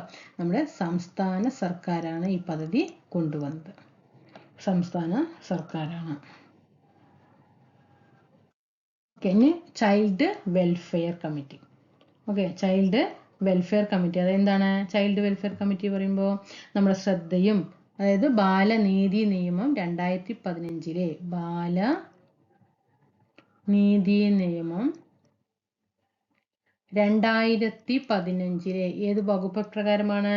സെക്ഷൻ 27(1) പ്രകാരം 2015 ബാലനീതി നിയമം സെക്ഷൻ 4(1) പ്രകാരം ജുവൈനൽ ജസ്റ്റിസ് ബോർഡും 2015 ബാലനീതി നിയമം സെക്ഷൻ 27(1) പ്രകാരം ചൈൽഡ് വെൽഫെയർ കമ്മിറ്റിയും രൂപീകൃതമായി. ഓക്കെ, എന്താണ് നമ്മുടെ ശ്രദ്ധയും ഓരോ ചില കുട്ടികൾക്കൊക്കെ എന്താണ് നല്ല ശ്രദ്ധ കൊടുക്കേണ്ട ആവശ്യമുണ്ട് അല്ലേ, അതുപോലെ അവരെ സംരക്ഷിക്കേണ്ട ആവശ്യമൊക്കെ ഉണ്ട്. അങ്ങനെയുള്ള സാഹചര്യങ്ങളിൽ ഓരോ ജില്ലയിലും എന്ത് ചെയ്യണം, ഈ ചൈൽഡ് വെൽഫെയർ കമ്മിറ്റി രൂപീകരിക്കാൻ സംസ്ഥാന സർക്കാരുകളോട് ആരാവശ്യപ്പെടുകയാണ്, ബാലനീതി നിയമം ശുപാർശ ചെയ്യുകയാണ്. ഓക്കെ, ഇതിൽ ഒരു ചെയർപേഴ്സണും 4 അംഗങ്ങളും ഉണ്ടാവും. എത്രയാണ്? ചെയർപേഴ്സണും 4 അംഗങ്ങളും. ഓക്കെ, ഈ അംഗങ്ങളിൽ ഒരാൾ എപ്പോഴും ആരായിരിക്കണം, വനിത ആയിരിക്കണം. പഠിച്ചല്ലോ. ഇനി എന്തൊക്കെയായിരിക്കും ഈ ചൈൽഡ് വെൽഫെയർ കമ്മിറ്റിയുടെ ചുമതലകള്? അതായത് ബാലനീതി നിയമത്തിന്റെ പരിധിയിലാണ് ഈ ചൈൽഡ് വെൽഫെയർ കമ്മിറ്റി നിലവിൽ വരുന്നത് അല്ലേ. അതുകൊണ്ട് ഈ നിയമത്തിന്റെ പരിധിയിൽ വരുന്ന ശ്രദ്ധയും സംരക്ഷണവും വേണ്ട കുട്ടികളുടെയൊക്കെ പരിചരണം ഏറ്റെടുക്കുക, അവരെ സംരക്ഷിക്കുക, അവർക്ക് വേണ്ട ചികിത്സകൾ കൊടുക്കുക, അവരെ പുനരുദ്ധാരണം അല്ലെ, അവരെ പുതിയ ജീവിതത്തിലേക്ക് എന്ത് ചെയ്യണം, കൊണ്ടുവരണം. അങ്ങനെയുള്ള കാര്യങ്ങൾക്കൊക്കെ തീരുമാനം എടുക്കുന്നത് ചൈൽഡ് വെൽഫെയർ കമ്മിറ്റിയാണ്.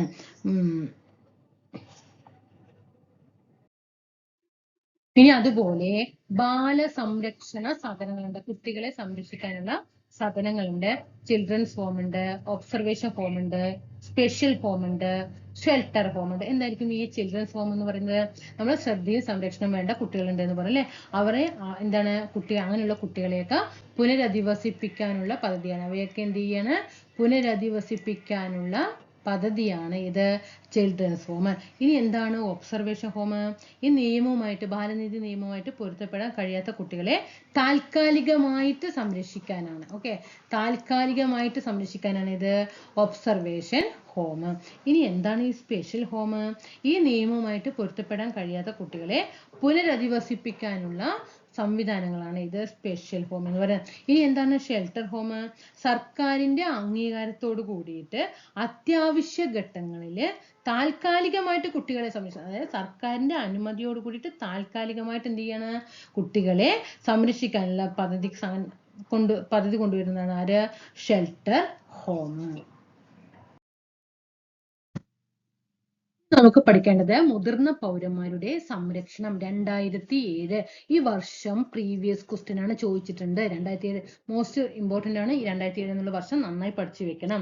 ഈ മുതിർന്ന പൗരന്മാർ എന്ന് പറയുന്നത് കണക്കാക്കുന്നത് 60 വയസ്സിന് മുകളിലാണ്. ഈ 2-3 മാസം മുമ്പ് നടന്ന ഒരു എക്സാമിന് ചോദിച്ചിട്ടുണ്ട്. 60 വയസ്സിന് മുകളിലുള്ളവരെയാണ് മുതിർന്ന പൗരന്മാർ എന്നായിട്ട് കണക്കാക്കുന്നത്. 2007 ഡിസംബർ മാസം 31-നാണ് നിലവിൽ വന്നത്. ആ സമയത്ത് നമ്മുടെ ഇന്ത്യയിലെ പ്രധാനമന്ത്രി മൻമോഹൻ സിംഗ് ആണ്. ഈ മുതിർന്ന പൗരന്മാരുടെ സംരക്ഷണ മാതാപിതാക്കളുടെയും മുതിർന്ന പൗരന്മാരുടെയും പരിപാലനത്തിനും ക്ഷേമത്തിനായിട്ടുള്ള നിയമം 2007 വന്നു. ആ 2007 നിയമത്തിൽ 7 അധ്യായങ്ങളും 32 വകുപ്പുകളുമാണ് ഉള്ളത്. ഇന്നിപ്പോ എന്തിനു വേണ്ടിയിട്ടാണ് ഈ മുതിർന്ന പൗരന്മാരുടെ സംരക്ഷണം 2007 ഈ സർക്കാർ കൊണ്ടുവരാൻ കാരണം എന്തെന്ന് ചോദിച്ചാൽ വാർദ്ധക്യം അല്ലെ. എന്താണ് വാർദ്ധക്യം? കേൾക്കുമ്പോൾ തന്നെ പേടിയാണു അല്ലെ. വേഗം ജോലി വാങ്ങിച്ചോളൂ, അല്ലെങ്കിൽ ഈ ഘട്ടത്തിൽ നിങ്ങളും ഞാനും എന്താകും അറിയാലോ. നമ്മുടെ അച്ഛനമ്മമാരൊക്കെ നല്ല സമ്പാദിച്ചു വെച്ചിട്ടുണ്ടെങ്കിൽ നമുക്ക് പ്രശ്നമില്ല. പക്ഷെ കയ്യിൽ ജോലിയില്ല, വരുമാനമില്ല, ഒന്നുമില്ലെങ്കിൽ നാളത്തെ അവസ്ഥ, അതിനുവേണ്ടി 6 മാസം കഷ്ടപ്പെടാൻ തയ്യാറായിക്കോളൂ. 6 മാസം കഷ്ടപ്പെടാൻ. ഓക്കെ, നിങ്ങളും ഞാനും.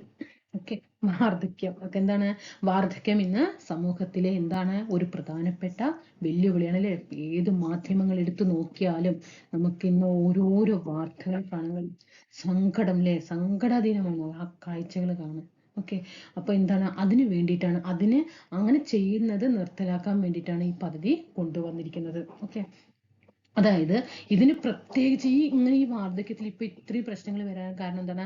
ആദ്യം എന്ന് പറയുമ്പോൾ ഒരു കൂട്ടുകുടുംബമാണ് അല്ലെ. കൂട്ടുകുടുംബം ഉണ്ടാകുമ്പോൾ എന്താണ്, തലമുറകൾ ഒരുപാടുണ്ടാവും. പക്ഷെ ഇന്നൊക്കെ എന്താണ്, ഒരു അണുകുടുംബമാണ് അല്ലെ. അമ്മ, ഒരു ഭാര്യ, ഭർത്താവ്, 2 മക്കൾ, കഴിഞ്ഞു. ഒരു അണുകുടുംബമായി. അവിടെ ഒരു സ്നേഹബന്ധത്തിൽ ഇന്ന് നിലനിൽപ്പുണ്ടോ? ഇല്ല, കൂട്ടുകുടുംബത്തെ പോലെ ഇല്ല. അപ്പൊ അങ്ങനെ ഈ അണുകുടുംബത്തിലേക്ക് മാറുകയും ചെയ്തു. വാർദ്ധക്യകാലത്ത് ഇവർക്ക് എന്താണ് അതിന്റെ ദൂഷ്യഫലങ്ങൾ അനുഭവിക്കേണ്ടി വരികയും ചെയ്യുന്നു അല്ലെ. ഇനി ഇതിനൊക്കെ കാരണം എന്താണ്? ഈ അണുകുടുംബങ്ങൾ തന്നെയാണ് കേട്ടോ.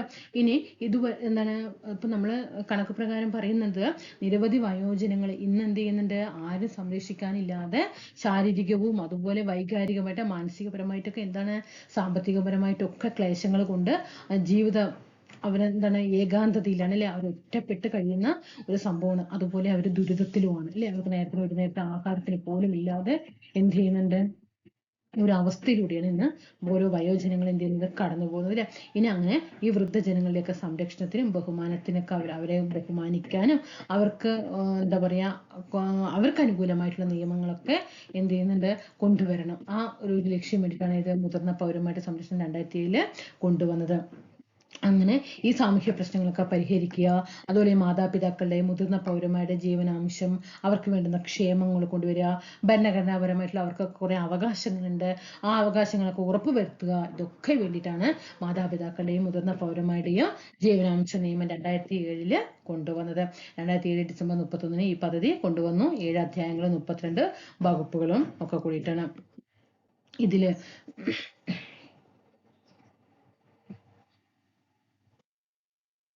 ഇപ്പോൾ ഒരു മുതിർന്ന പൗരൻ എന്ന് പറയുമ്പോൾ ആരൊക്കെ ആകാം? നമ്മൾ പറഞ്ഞു 60 വയസ്സിനുള്ളവരെ എന്ന് പറഞ്ഞു അല്ലെ.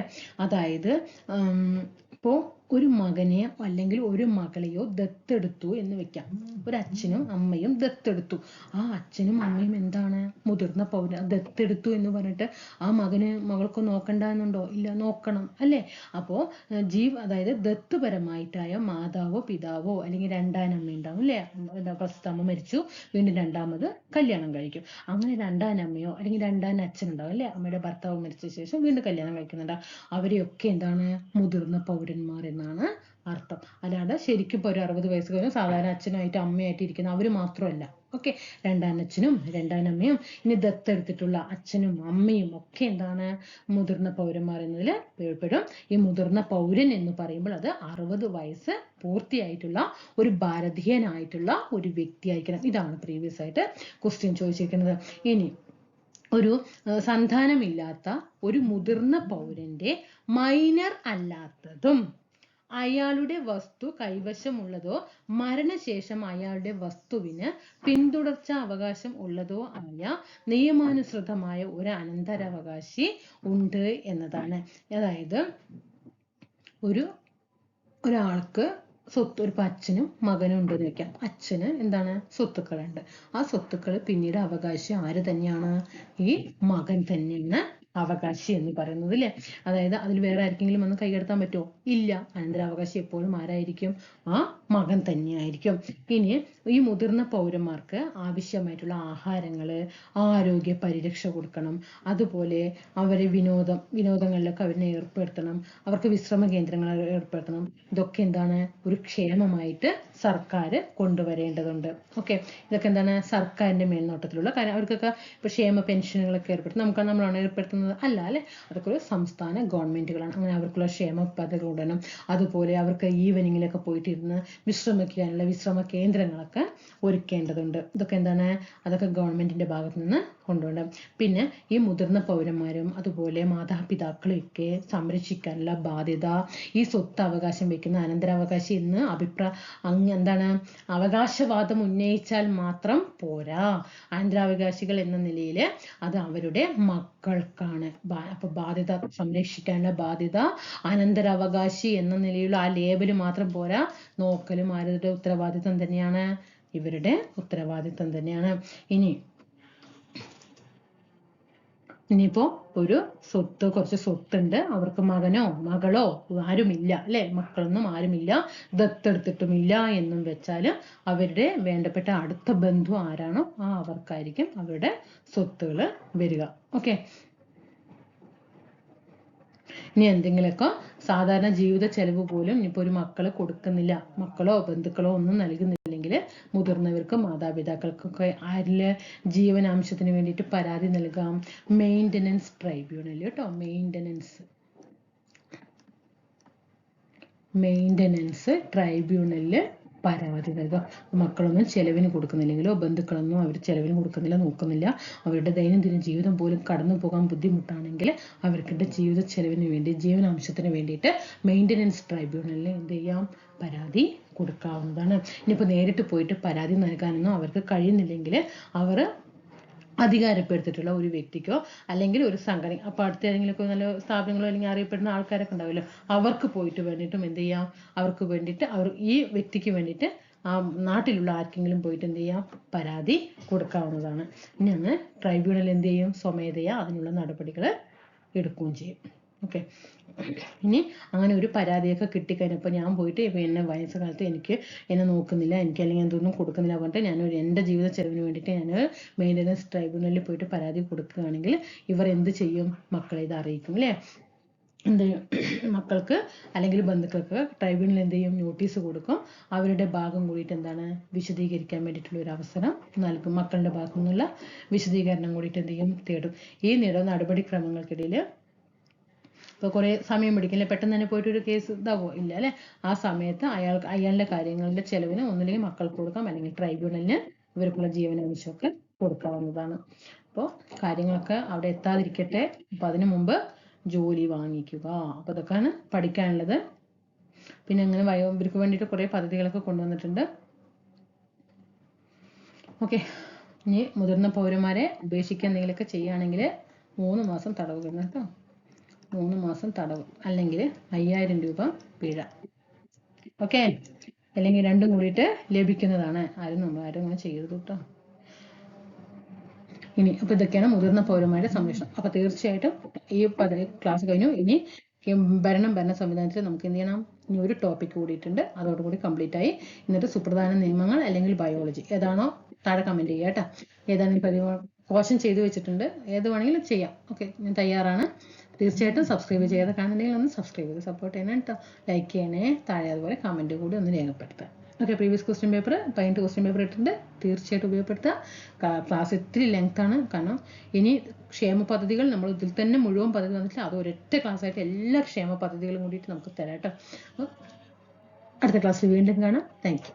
തീർച്ചയായിട്ടും ടെലിഗ്രാം ഗ്രൂപ്പിൽ ഒന്ന് ലിങ്കിന് താഴെ കൊടുക്കുക, ഡിസ്ക്രിപ്ഷൻ ബോക്സിൽ കൊടുക്കുക, അതിലൊന്ന് ജോയിൻ ചെയ്യണം കേട്ടോ. കറണ്ട് അഫെയർ ഒന്ന് ഓഡിയോ വഴി ഒന്ന് സ്റ്റാർട്ട് ചെയ്യണം പറഞ്ഞിട്ടാണ്. അപ്പോൾ കുറച്ച് പേരും കൂടി അതിലായാലാണ് എനിക്ക് ചെയ്യാൻ കഴിയുള്ളൂ. Thank you. ഈ സ്ലൈഡ് ഒന്നും പറയാൻ വിട്ടുപോയതാണ്. ഞാൻ നേരത്തെ പറഞ്ഞതാണ്, ദേശീയ വനിതാ കമ്മീഷൻ, കേരള വനിതാ കമ്മീഷൻ, സംസ്ഥാന ബാലാവകാശ കമ്മീഷൻ, കേന്ദ്രം, സംസ്ഥാനം, IPC ആക്ട് 1960, സ്ത്രീധന നിരോധന നിയമം, കേരള സ്ത്രീധന നിരോധന ചട്ടം 2021, ഗാർഹിക പീഡന നിരോധന നിയമം 2005, 2013 തൊഴിലിടങ്ങളിലൊക്കെ സ്ത്രീകളെ അനുഭവിക്കേണ്ടി വന്ന ലൈംഗിക പീഡനം, അത് പോക്സോ നിയമം. ഇതൊക്കെ നമുക്ക് സുപ്രധാന നിയമങ്ങളിൽ വരുന്നതാണ്. അത് നമുക്ക് വ്യക്തമായിട്ട് അതിലെടുക്കാം. അതുകൊണ്ടാണ് ഇതിൽ കൂടെ കൂട്ടിക്കൊഴിക്കാതിരുന്നത് കേട്ടോ. നമുക്ക് സുപ്രധാന നിയമങ്ങൾ ഇതെല്ലാം നമ്മൾ എന്ത് ചെയ്യും, എല്ലാം വ്യക്തമായിട്ട് പറഞ്ഞു. Okay, thank you.